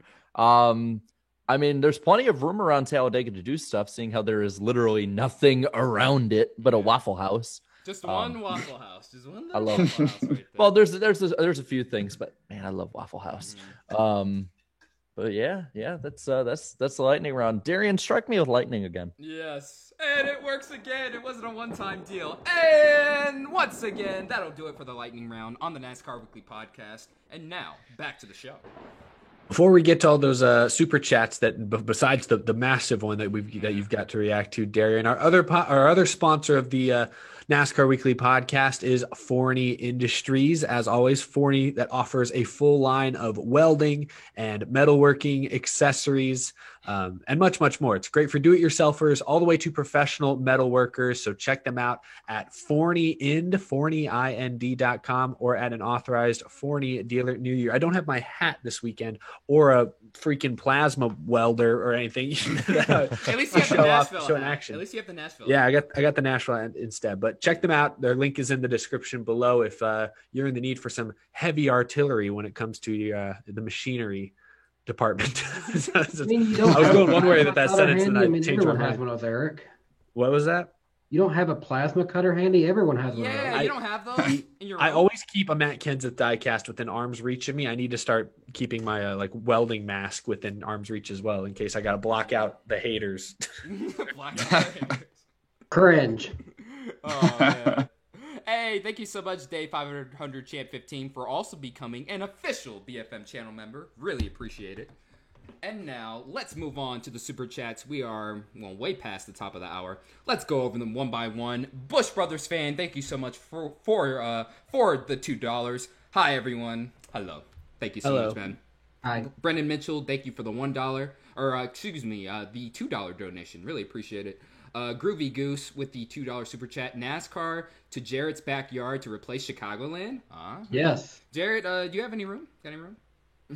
In my backyard? Yeah, you can. Got a couple million too. A couple $1 million. Oh yeah. Totally. I got a million Monopoly bucks right in my pocket. Yeah, Loomis, where you at, man? Give him some money.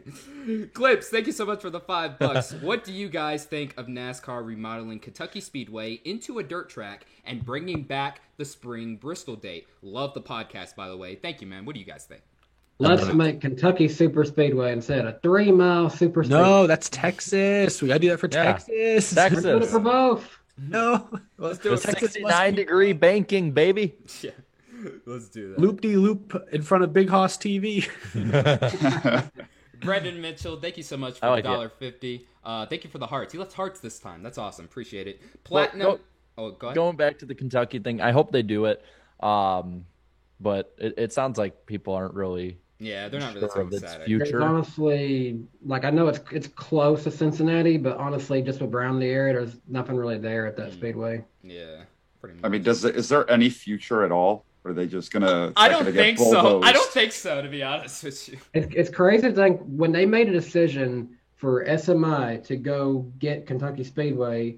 I think the rumor was that SMI was basically choosing between Kentucky or Nashville. And the year Kentucky goes away, boom, here's Nashville back. Yeah, no, that didn't age well at all. Platinum Paradise, thank you so much for the $5. The last Cup race at the Rock should tell everything about how it needs to come back. Yeah, I agree. GN, thank you so much for the $5 super chat. Let me ask this to you. If North Wilkesboro had lived through NASCAR's boom in the early 2000s and its collapse, would it still be on the schedule today? If it made it through, I mean, what are we defining the collapse? Maybe after 06 when the ratings started to dip. Dude, I made a video about this. That was not the collapse. The collapse happened after 2014. Yeah, after 2014, the real collapse. There's always this misconception, it started after that. From 2010 to 2014, NASCAR stabilized. Mm-hmm. It wasn't until the new contract that stuff really cascaded down. I think it would have been fine. Personally, if it had adapted with the times, I think it would still be on the schedule today. Maybe once a year, maybe twice, but I think it would have been on. I think it would still be on the schedule today. Yeah, I mean, it would have been old school Bristol, basically, to me. Yeah, but what's the seating capacity there? 40,000, 40, 30, something like that. I thought it was 60 when it closed. Well, I guess it's 60. Yeah, I have no clue. I thought it was way less than that. No. I guess I don't know. Yeah, check on that really quick. They just they wanted the bigger markets. I don't think it ever had a chance to. Yeah, that's my survive. Thing. Yeah, I don't think but if I don't know. That's a big what if question though. Possibly a what if video. I don't know. Well, it says 40,000 here. Oh, okay. But I could have swore at one point it was at 60, but I could be wrong. Let me check on Racing Reference because that's what I'm good at. Check the Racing Reference really quick.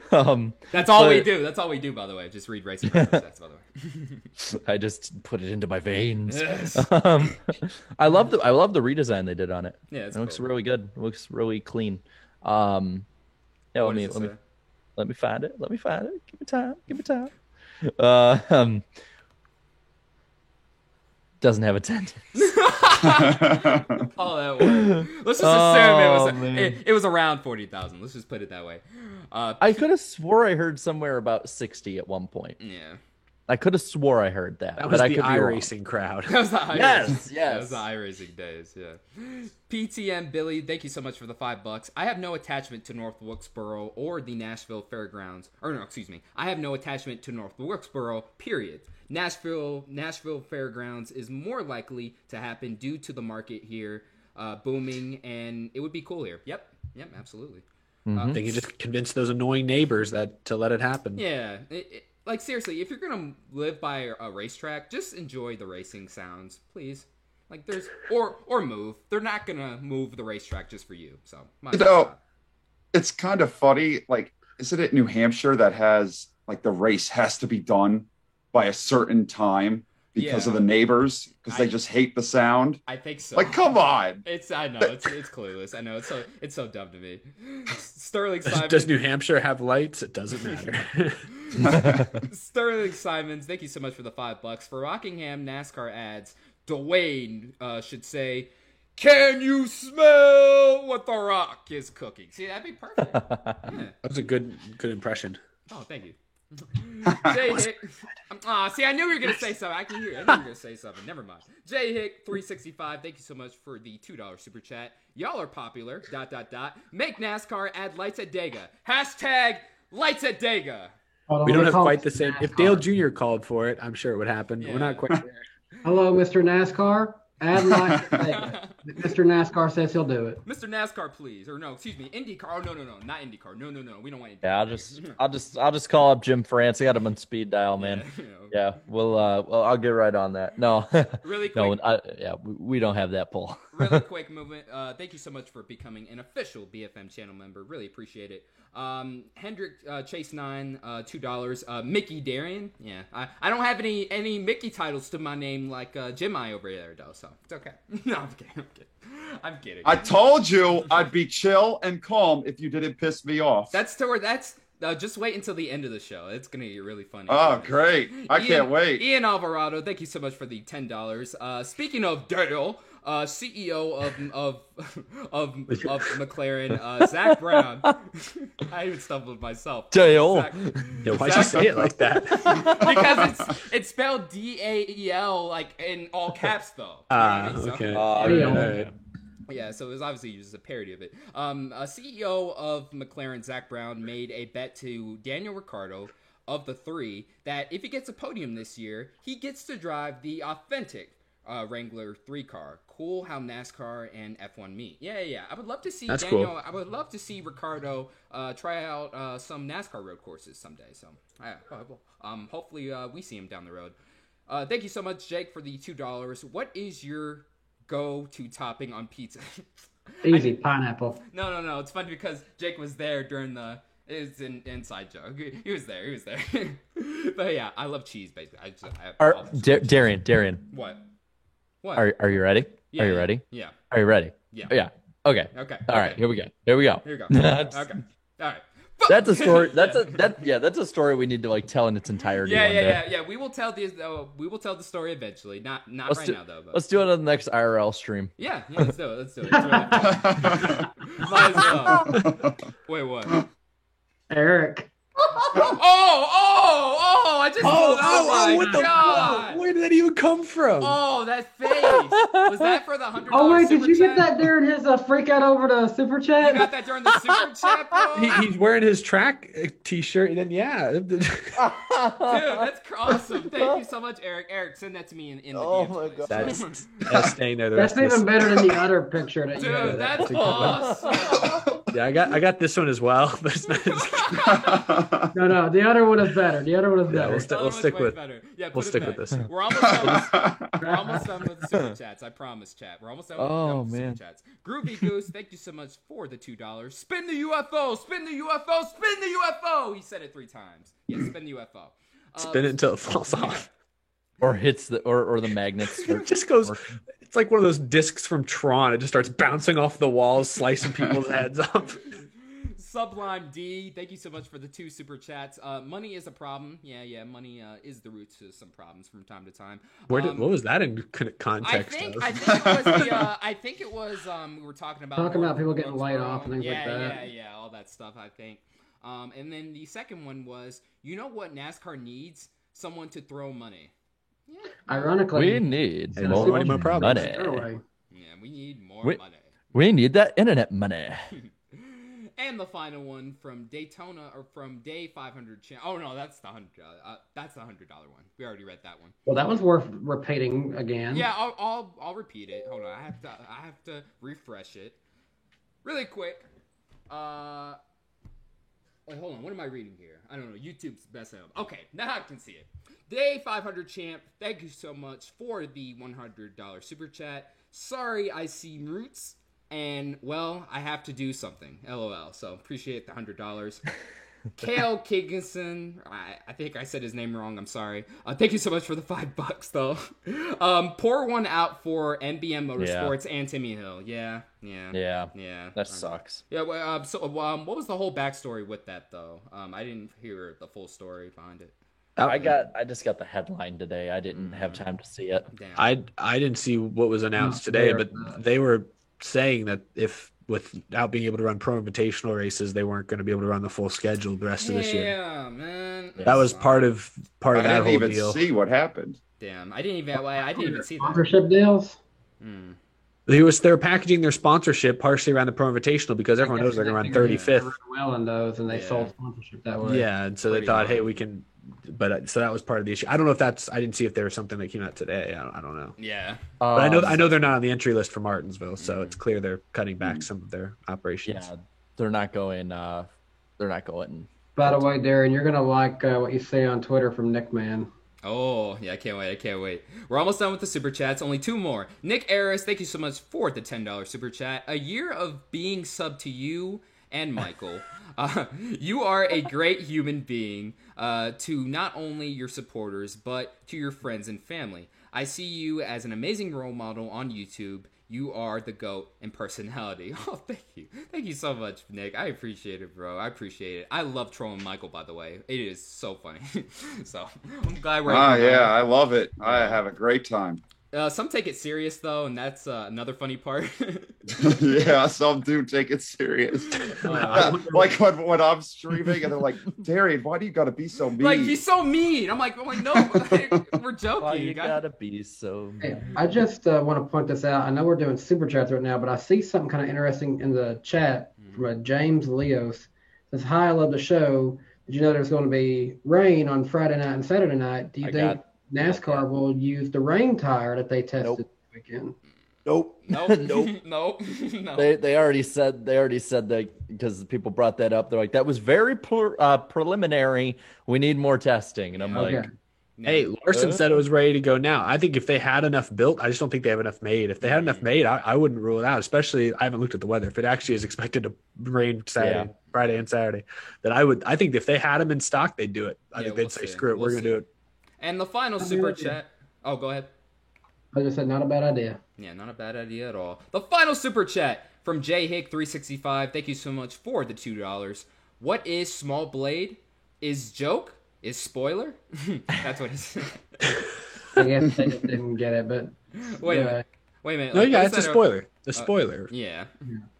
I don't know where. ain't a giant ass spoiler. And a giant ass spoiler. I don't know who first started coining the phrase, small blade. I don't know who that came from. It Where just that came sort of appeared on Twitter from lots of people. So Yeah. Well, thank Yeah. you guys so much for the super chats. Now let's get back to the show. I'm looking at the itinerary here. Next on topic. The rain tire test at Martinsville. I mean, they did do that, but is there really anything to discuss on it in further detail outside of they tested? Well, Dale Jr. said that he thinks they should do it at every track, and there's no reason they shouldn't. So we know where it's headed. Yeah, Dale Jr. has spoken. It feels like the start of those Disney ads. We have a heading. Here we go. Hey, I remember that. I know exactly what that's from. Wasn't that like on the previews? Yeah, the previews. Yeah, someone. Whoa, challenge to the chat. If you can get that sound, can you make a NASCAR version of that? Please. With like we have our heading. Here we go. They used to play that before, like on like the previews on the DVD. It was the first thing. Yeah, the first I remember it on my old VHS tapes. Like that is the most random reference that I'm so impressed that we all got. Or that an iconic sound like that, and it's also associated with coming soon to own on video. Exactly. Dude, that's my childhood, man. That's my childhood. If someone do that, tag us, and if you do it by the end of the show, we'll probably scream and yell about it like we do about everything. And if not, we'll still retweet it probably. At least I will. But I want to see that, man. I want to see it. But yeah, the tire test happened. Larson said, hey, we should install these now. But we'll have to wait and see what happens further. I think you have to actually have a real rain test because while the track is actually damp, it was clear as day out there. I think it looked wet, honestly. Yeah. I mean, it was. I mean, because it's like once they showed the comparison, it was. But yeah, I mean, it looked like it was drying really quick. It didn't look very wet overall compared to actual wet racetracks.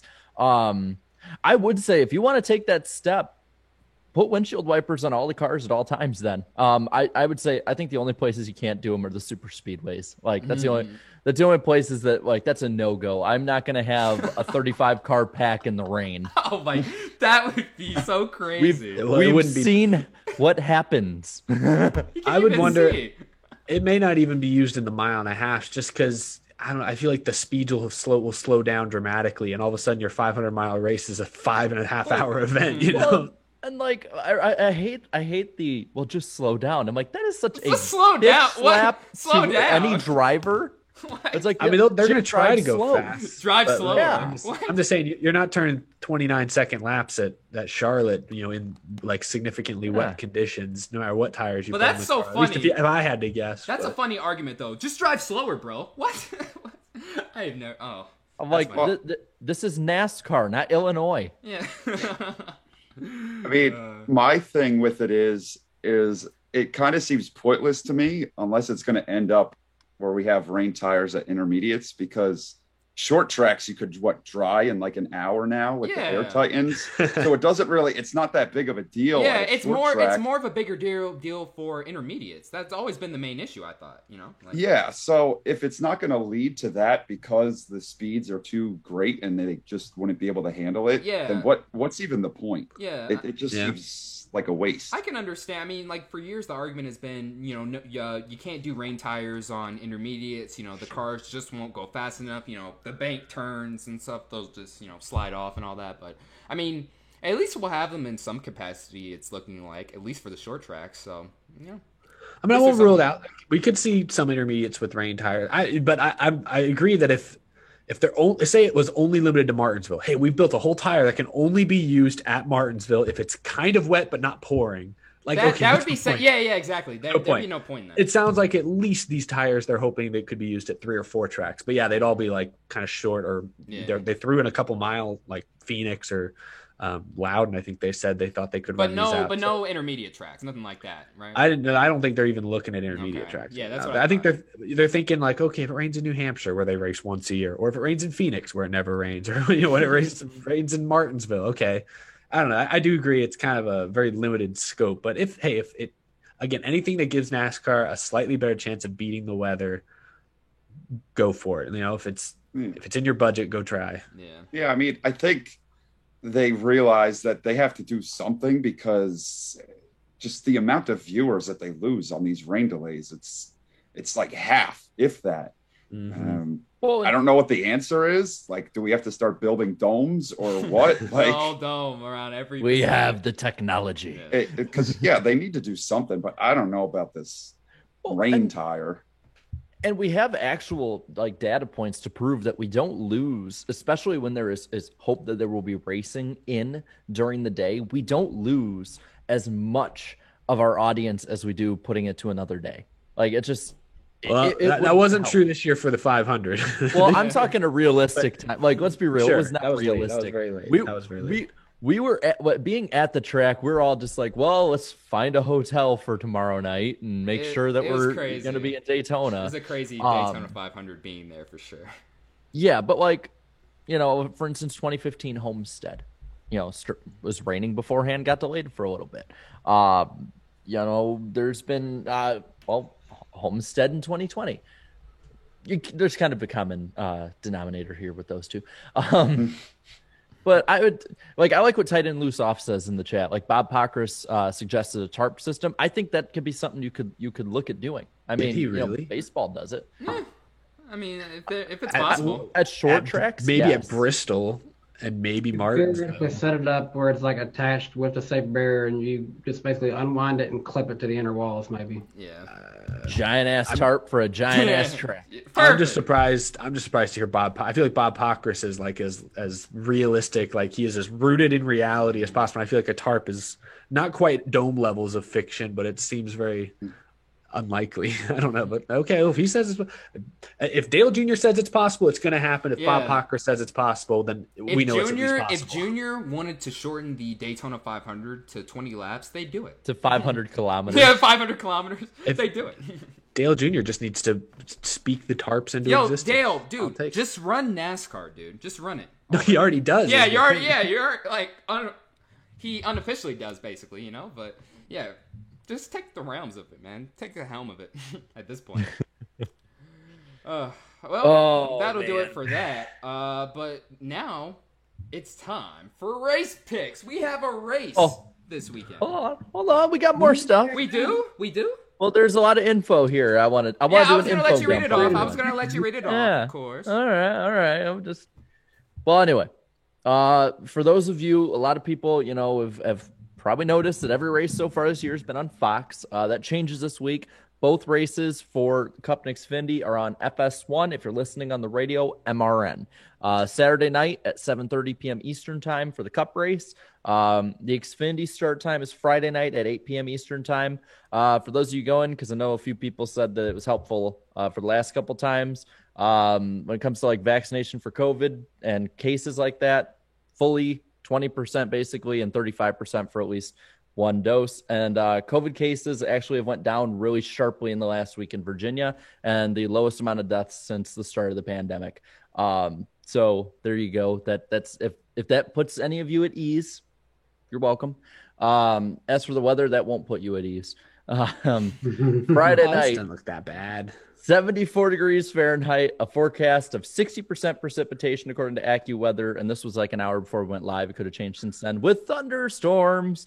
Saturday night, 72 degrees, 65% chance of showers. Sunday, looking a lot better, 75 degrees Fahrenheit. Sunny and comfortable, 15% chance of rain. So maybe just be prepared for a triple header. They got lights at Martinsville now. Triple head? Oh, yeah. Oh wait, no, doubleheader. Yeah. Sorry, I'm forgetting that the trucks aren't there in the spring anymore. Yeah. That's so weird to me. Yeah, it is. That is especially odd. Especially since the Xfinity won't be at Richmond next week. It'll be the trucks. Yeah. This is weird. They I mean, swapped. at least the trucks will be at Richmond though. So there's limited attendance. I don't know what the numbers are, but I assume it's probably over the 1,000 mark, seeing how the state has eased up restrictions. So for those of you going, I see. I think Blue Jimmy said he's going. No, Man, he's going. Yeah, you have fun. guys are lucky. Have fun. Eat a lot of hot dogs. They're awesome. Cool. And now, to race win picks. Starting off with the Xfinity Series. Now, Michael, Who won the Xfinity at Martinsville last year? Wait, did they? Wait, hold Yeah, on. they ran. They ran last year, right? Harrison Burton. Yeah, okay, yeah, that's right. Yeah, Harrison Burton. I can't remember who won. I got the points, if you want me to read them. Yeah, read off the points. The chat and I are once again tied for the lead. We have 102 points. Danny is in third, -3 points. Darian is -9 in fourth. And then the guests and Eric are tied for last, only -15 though, so it's still realistic. Y'all could be. I got some pressure. Yeah, exactly. I gotta pick something good. Yeah, Put me in last. Gotta pick up the pace. Gotta pick up the pace here, Michael. Okay, who's gonna win this weekend for Xfinity? Eric, you start us off. Oh, I'm feeling so good about my picks this weekend. You have no idea. I'm not a gambling man, but I might put some money on whatever. I don't know how you gamble. Do you go to like? Maybe I'll do that Fox bet thing and I'll steal some of Clint Boyer's money. We'll start there. But I'm going with Ty Gibbs to win the Xfinity race Friday night. Hey, he's got an average finish for his career, not just this season, his career of 1.5. It doesn't get, I guess it does. But It's it really automatic. doesn't. So, no, Ty Gibbs, he's winning. He's going to lead 200 laps and win. I don't even know if the race is 200 laps long, but he's leading them all. He's winning. Ty Gibbs. I'm going to go with Austin Cindric this weekend. I feel like he's on a roll. Coming off the championship, already won Phoenix. Austin Cindric. I'm going to go with Noah Gragson. Man, we're going quick. I'm having Yeah, you trouble got to have writing. more fun with your picks. Why Noah Gragson? Yeah, why? Why, Grayson? He's just got that look in his eye. He's aggressive. He's won in the trucks here before, and you need to be aggressive on track. And he will probably dump someone on the last lap just to win, probably. So. Yeah, dump Ty Gibbs. And Gragson's my pick. Hey, I'm gonna Eric, start fighting Eric, somebody. Eric, what if Noah Gragson dumps Ty Gibbs for a win? What would you do? What happens? I'll join Ty Gibbs, Harrison Burton, and Daniel Hemrick, and we'll start piling on them. We'll rock him. All right. Oh, man. You're pretty tall, so your punches might come with a lot of heat with it. I'll be doing that thing where I hold him out away from my body as he's swinging desperately. Jarrett, you ready, or you want Michael to go first? I'm ready. All right. I'm ready. We'll save the guest and the chat best for last here. So I think this guy, he's shown speed. He's the man to beat this year. He showed a lot of speed last year, led a lot of laps. Going with Austin Cindric as well.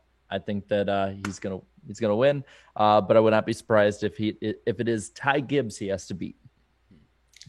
Well, sitting here, I didn't know that we were going to have Xfinity picks, but sitting here thinking about it, I'm taking Allmendinger because they always said, like, for whatever the reason, people with road course backgrounds, they do really well at Martinsville. Well, For high whatever the rate. reason. Really So short tracks in general, I found that they're really capable of like running up front, like right away. Like he's one of those guys too.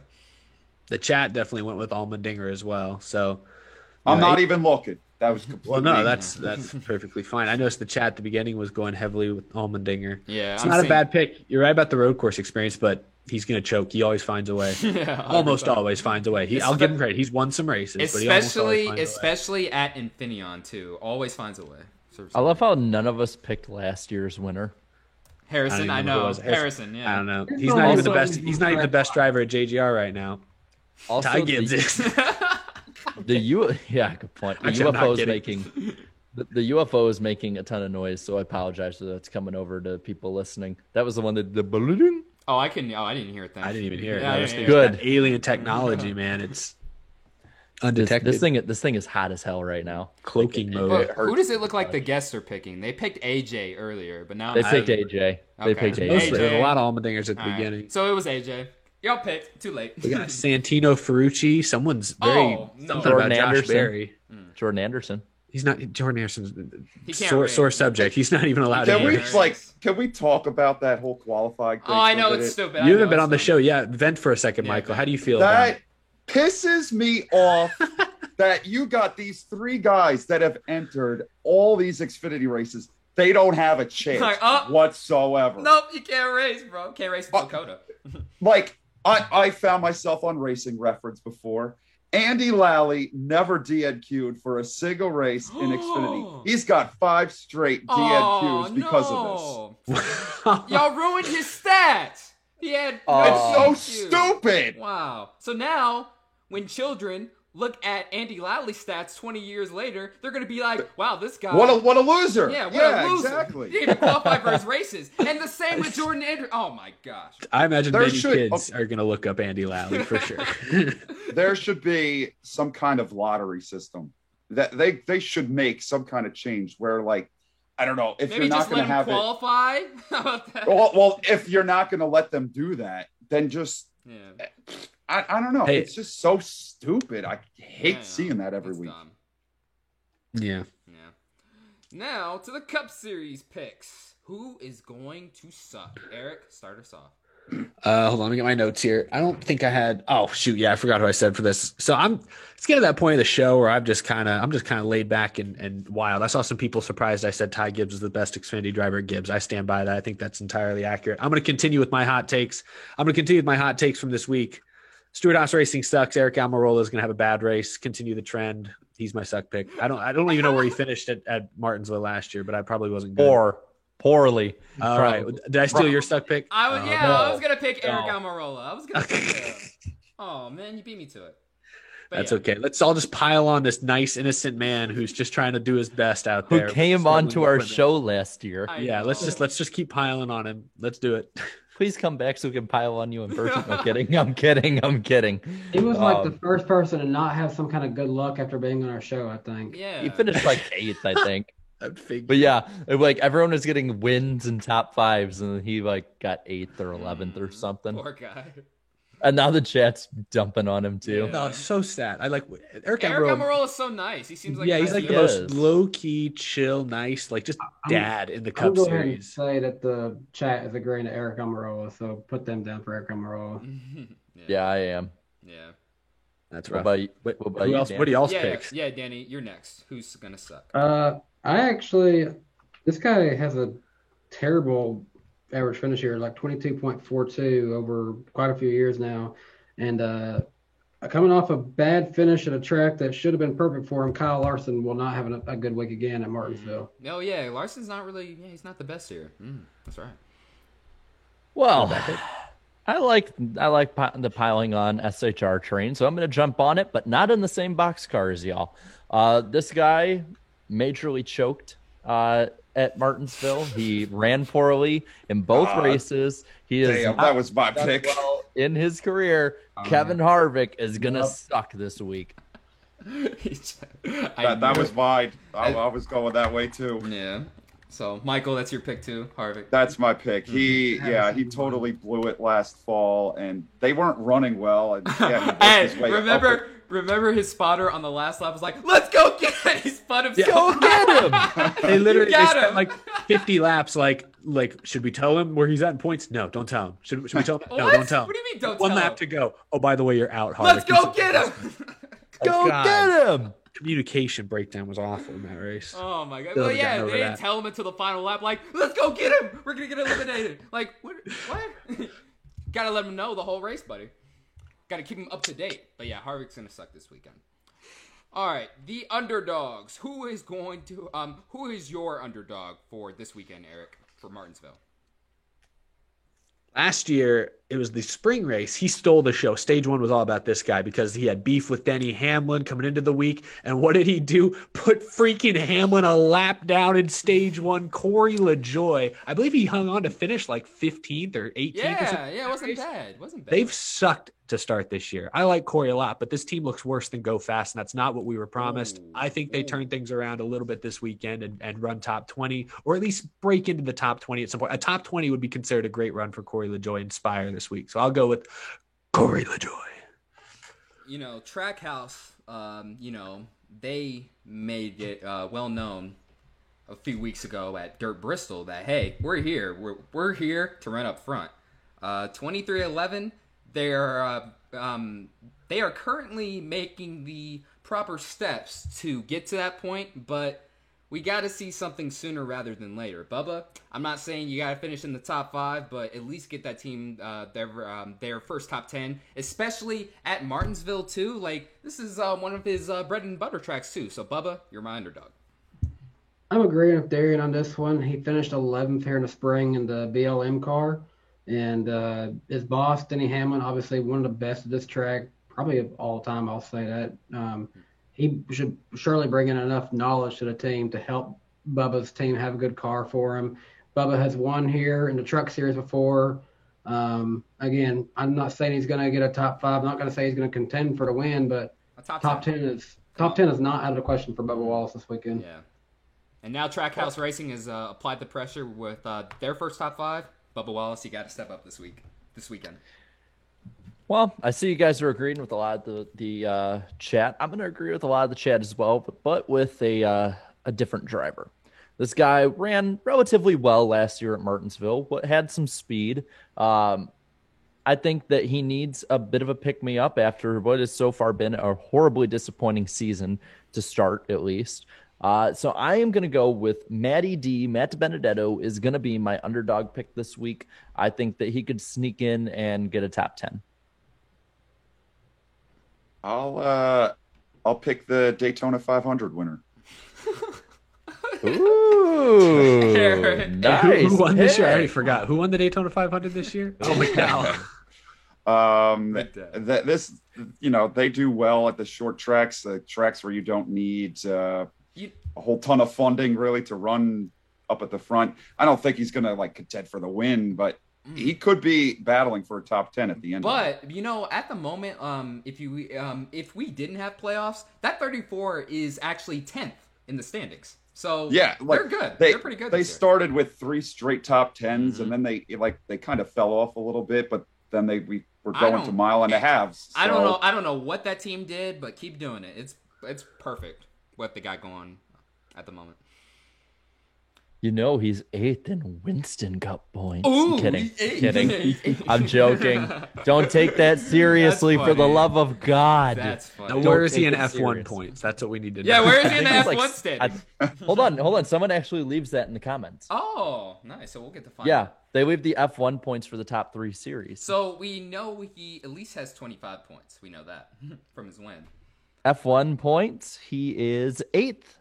Oh, so He he's 8th in is- those too. Nice. Now, He what is- is he in Mario Kart Double Dash points? Oh, Jesus. 7th. I don't know. Let me pick that up.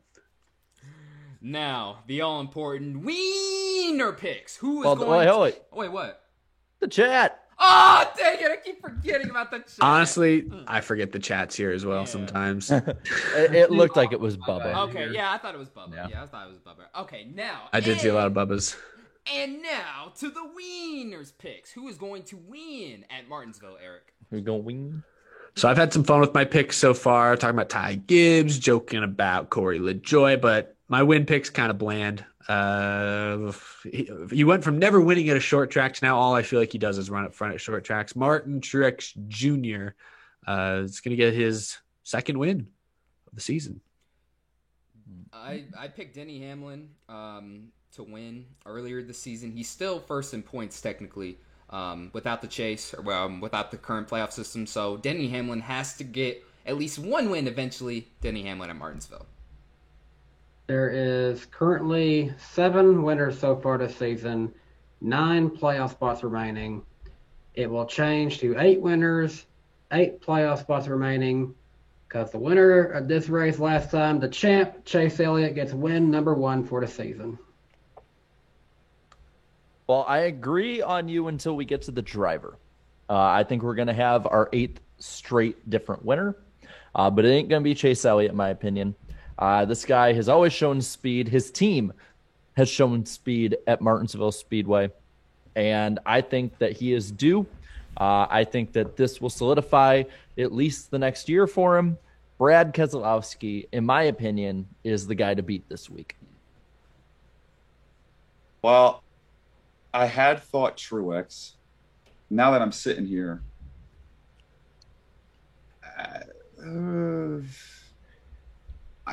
Byron.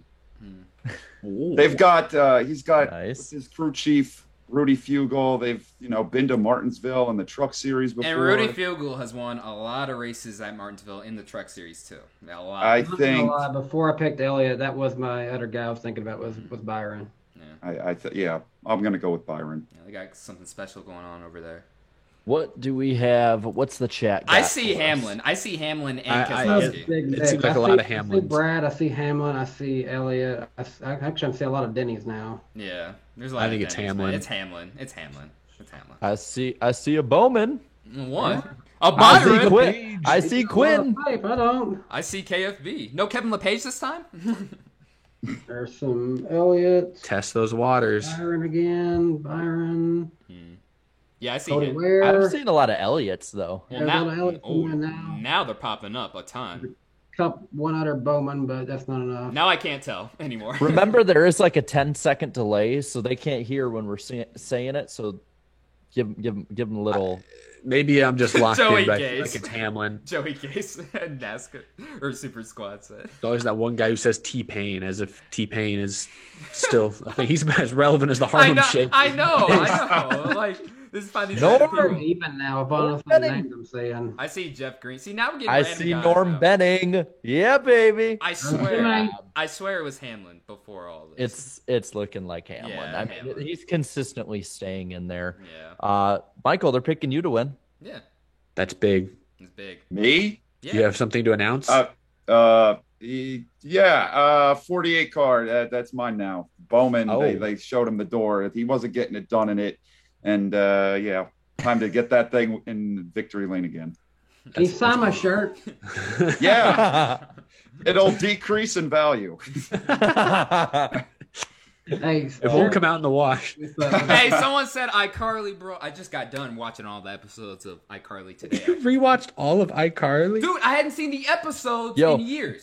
You know what we should do when we're all together in Nashville? What? Spaghetti tacos. I thought you were going to say watch Hey, iCarly. why not? Let's do Yeah. You hear that, Claudia? You're making spaghetti tacos. it. Yes. Woohoo! Oh, I can't wait. Hey, Yeah. Michael, I have a serious question for you now, though. Since Jimmy is a IndyCar driver now, who do you kind of root for in NASCAR now? I know the story. It's been a Yeah, journey. It's been a you were journey. in the stream. I really didn't have. I was like more just Hendrick Motorsports at the start of the season, and then I don't know. I really was like following Larson there for a few weeks, but it just like wasn't the same Mhm. feeling. I've been there. And Same. I like right now. I think it's more just Hendrick Motorsports. Like I just want to see them. Just embrace your ally stuff and join me on. Yeah. Yeah, I know. I like the blue sleeves on that, Danny. That's Yeah. Those look good. Shout out to Smoke Carbon. He gave this to me over at Bristol. Oh, nice. This is a really nice, like pit fire suit replica kind of shirt thing. It's like one of those like dry fit kind of material, so it feels very really, breathable. Yeah. Breathable. Yeah, but Michael, I totally get it. I mean, like, how many other 7-time champions are you gonna find? You know what I mean? So, like, as soon as Johnson's gone, it's like, well, I mean, Yeah. nobody can top Like- that. So, Like when it comes to a driver, I'm more interested in following him in IndyCar now. yeah. And in IMSA, I'm going to my first IMSA race at Watkins Glen. Mhm. Like it's more. I'm still a Jimmy fan, and I don't think anyone's really gonna fully replace that. Yeah. Oh, I gotta say, I think Jarrett can agree with me on this one. If Dale Jr. is competing in his one Xfinity race a year, I forget about Bowman for a minute. I become back. Yeah, Yeah. I've seen it. Pretty much everyone does. They're like, oh, Oh Junior's no, back. I am a rabid Junior fan. As soon as he comes back, it's like at Richmond. I think he finished 4th, and my parents come home, and I'm all pissed off, in their living room. And they're like, "What's wrong?" I'm like, "Junior didn't win." And he led a lot of laps that night too. I was pissed all night. Meanwhile, Junior comes out. Man, that was still a lot of fun. I'm gonna come back next Oh, year. we're gonna do it again. Hey, I'm like, dude, you lost. I'm so mad. But, I mean, there's not another driver that I could see anytime in the near future. I have never been to Arizona. I've never been out west in my life. I went because that was Jimmy's final race. that's And cool. I don't see ever doing that for That's anybody cool. You else. got to see him race his final race. I mean, I didn't get And to see finish Junior. top 5, too. Yeah, That's top pretty 5. That's awesome. Yeah. Went I out. had- So I've cried twice in the last 6 months. Once was when you allowed me to ask him that question. And the second time was when I was watching him run his final laps in that car. Yeah. Like that hit me. When Junior was running his final lap, I mean, like, obviously the cameras weren't panned to him because there was a championship going on. Yeah, but- they were. He Well- just got lapped. Oh, yeah, true. Yeah, good. Yeah, good luck. He got lapped, baby. But yeah, Oh, and God. those, Got lapped by his protege to become champion. but I'll be He honest, got a those, front row seat. yeah, but I'll be honest, those final 10 laps were like kind of sad to me because I was like, damn, it's really about to end. My childhood, everything, like, it's over, man. Like, he's not gonna race in the Cup Series anymore. So yeah, I just get that remember in that race, Junior gets out of the car and, there's cameras everywhere, ESPN's, everybody's there. And then, about 5-6 minutes later, they cut to, I forget who was interviewing him, but they got to Matt Kenseth. There's nobody. It's just him in front of his pit box. feeling. He just gives his short 1 minute response. And that He's was gone. That was the last I thought we'd Well, see him. you know, Kenseth, Of course, but- he entered the sport really quiet, and then he left the sport really quiet. It seemed But he like. gave So, him- never he changed. Never changed. I saw a YouTube video recommended, like Marty Smith, ESPN, was drinking Budweiser with Dell Jr. after his Yeah. Racy Martin. So, That was it was pretty cool to see. Like we stayed at the track until they kicked us out of there, and I'm like standing behind a fence, and I'm just watching him, you know, with the pit crew. They were there just hanging out for the longest time, and that's when I got my picture with Chad, and yeah, it was quite the experience. I'm really happy that we went and did that. You know what's it's funny to think about. Obviously, we know what Michael's last race was, watching his favorite. My last race, getting to watch Dell Jr. race at, was Martinsville, fall of 2017. He ran the Gray Ghost car because he didn't get to run that when it was a throwback in 2016 because of his concussion. So the fans voted for that one to be ran. And I have the diecast from that one because I wanted to have like the last car I saw him race in person, and that was it. And you know, we can reflect on what was the last race we saw our favorites compete in. But there's some people they didn't get to see. Like they didn't know that they were watching the last time watching their driver. Like if you were a Carl Edwards fan, or if you were a Greg Biffle Cup fan, you didn't know that was their last race. Or if you went and saw a Boyer race early in the season, he didn't announce his retirement until like September or October of that That's year. right. I mean, it was kind of rumored, but it was never confirmed. Yeah. My poor brother, after Carl Edwards lost in 2016. Well, there's always next year. Months later. 2 months later. Yeah. And my brother was just starting to get into it. He was really getting to be a big Carl Edwards fan. You know, he'd always rooted for him, but was actually getting into it after going in the infield. At least he likes Blaney, at least. So at least yeah. But and while he really does like Blaney a lot, it's like he really liked Carl Edwards. He had like he's not a NASCAR fan. He had Carl Edwards stuff hanging in his room. Wow. Like I felt so bad. I was like, Damn. I was waiting for a class, and I'm sitting there on my phone, and the link to the live stream of it comes up, and I'm like, man, this kid can't catch a break with his drivers. Yeah. But Well, did we get the pick in for the chat? Denny Hamlin, right? Hamlin. Yeah. Hamlin. Yeah. Okay. All right. Oh, So we got that'll his do it for super race chats. picks. Yeah, and I don't think we got any more super chats. Yeah, we did. We did. Well, let me go. It was like one or two. Let me go pull it up then. Appreciate you guys sending all the money. Appreciate it. Let me get that pulled up. Load YouTube.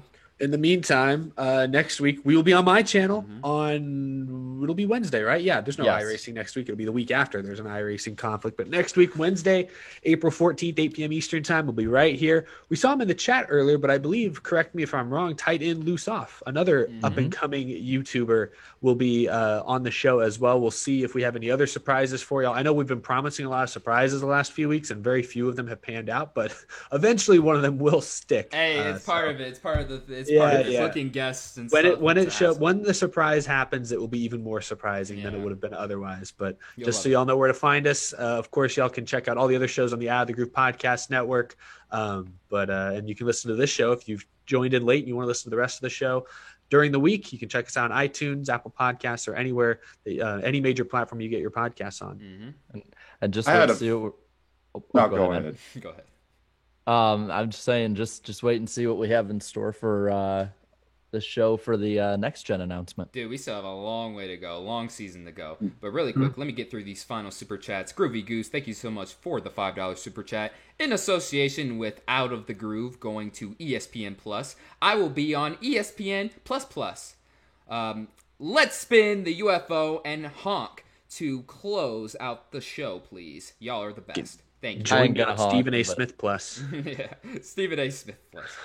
Oh yeah, that was a funny video, by the way, Eric. I loved it. Well, Loved thank the you. April Fool's one.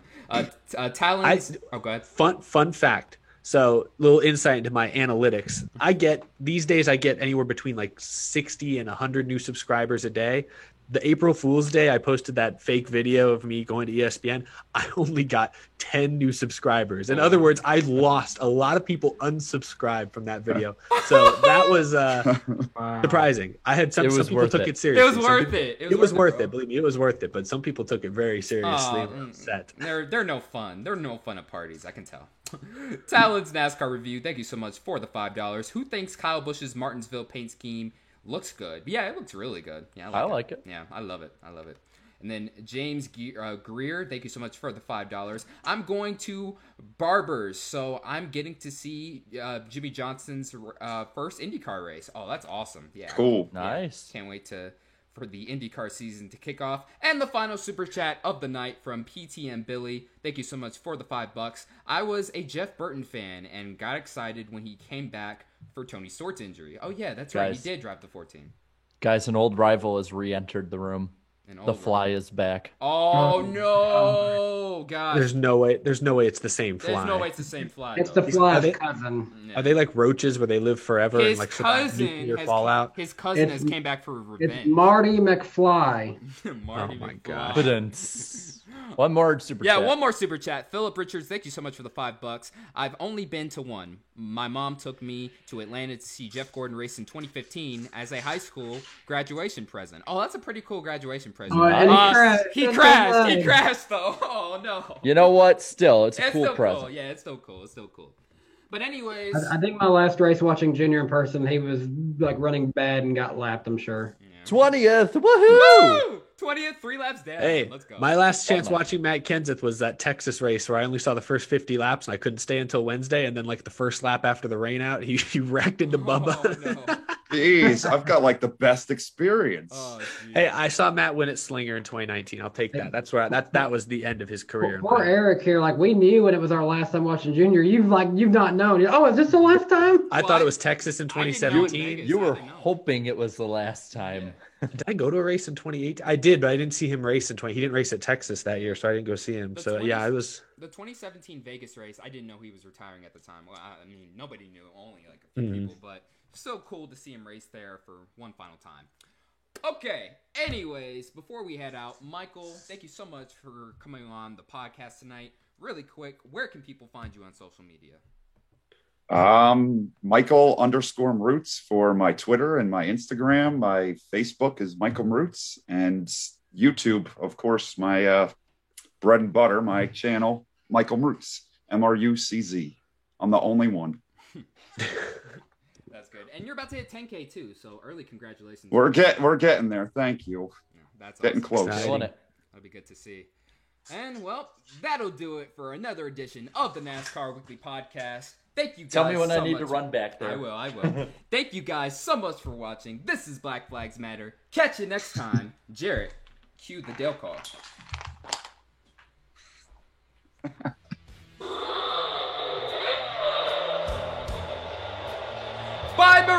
Bye, Maroots. Jimmy is a Mickey champion. He's a Mickey champion. Whoa! Jimmy Johnson, Mickey champion. All 7 title.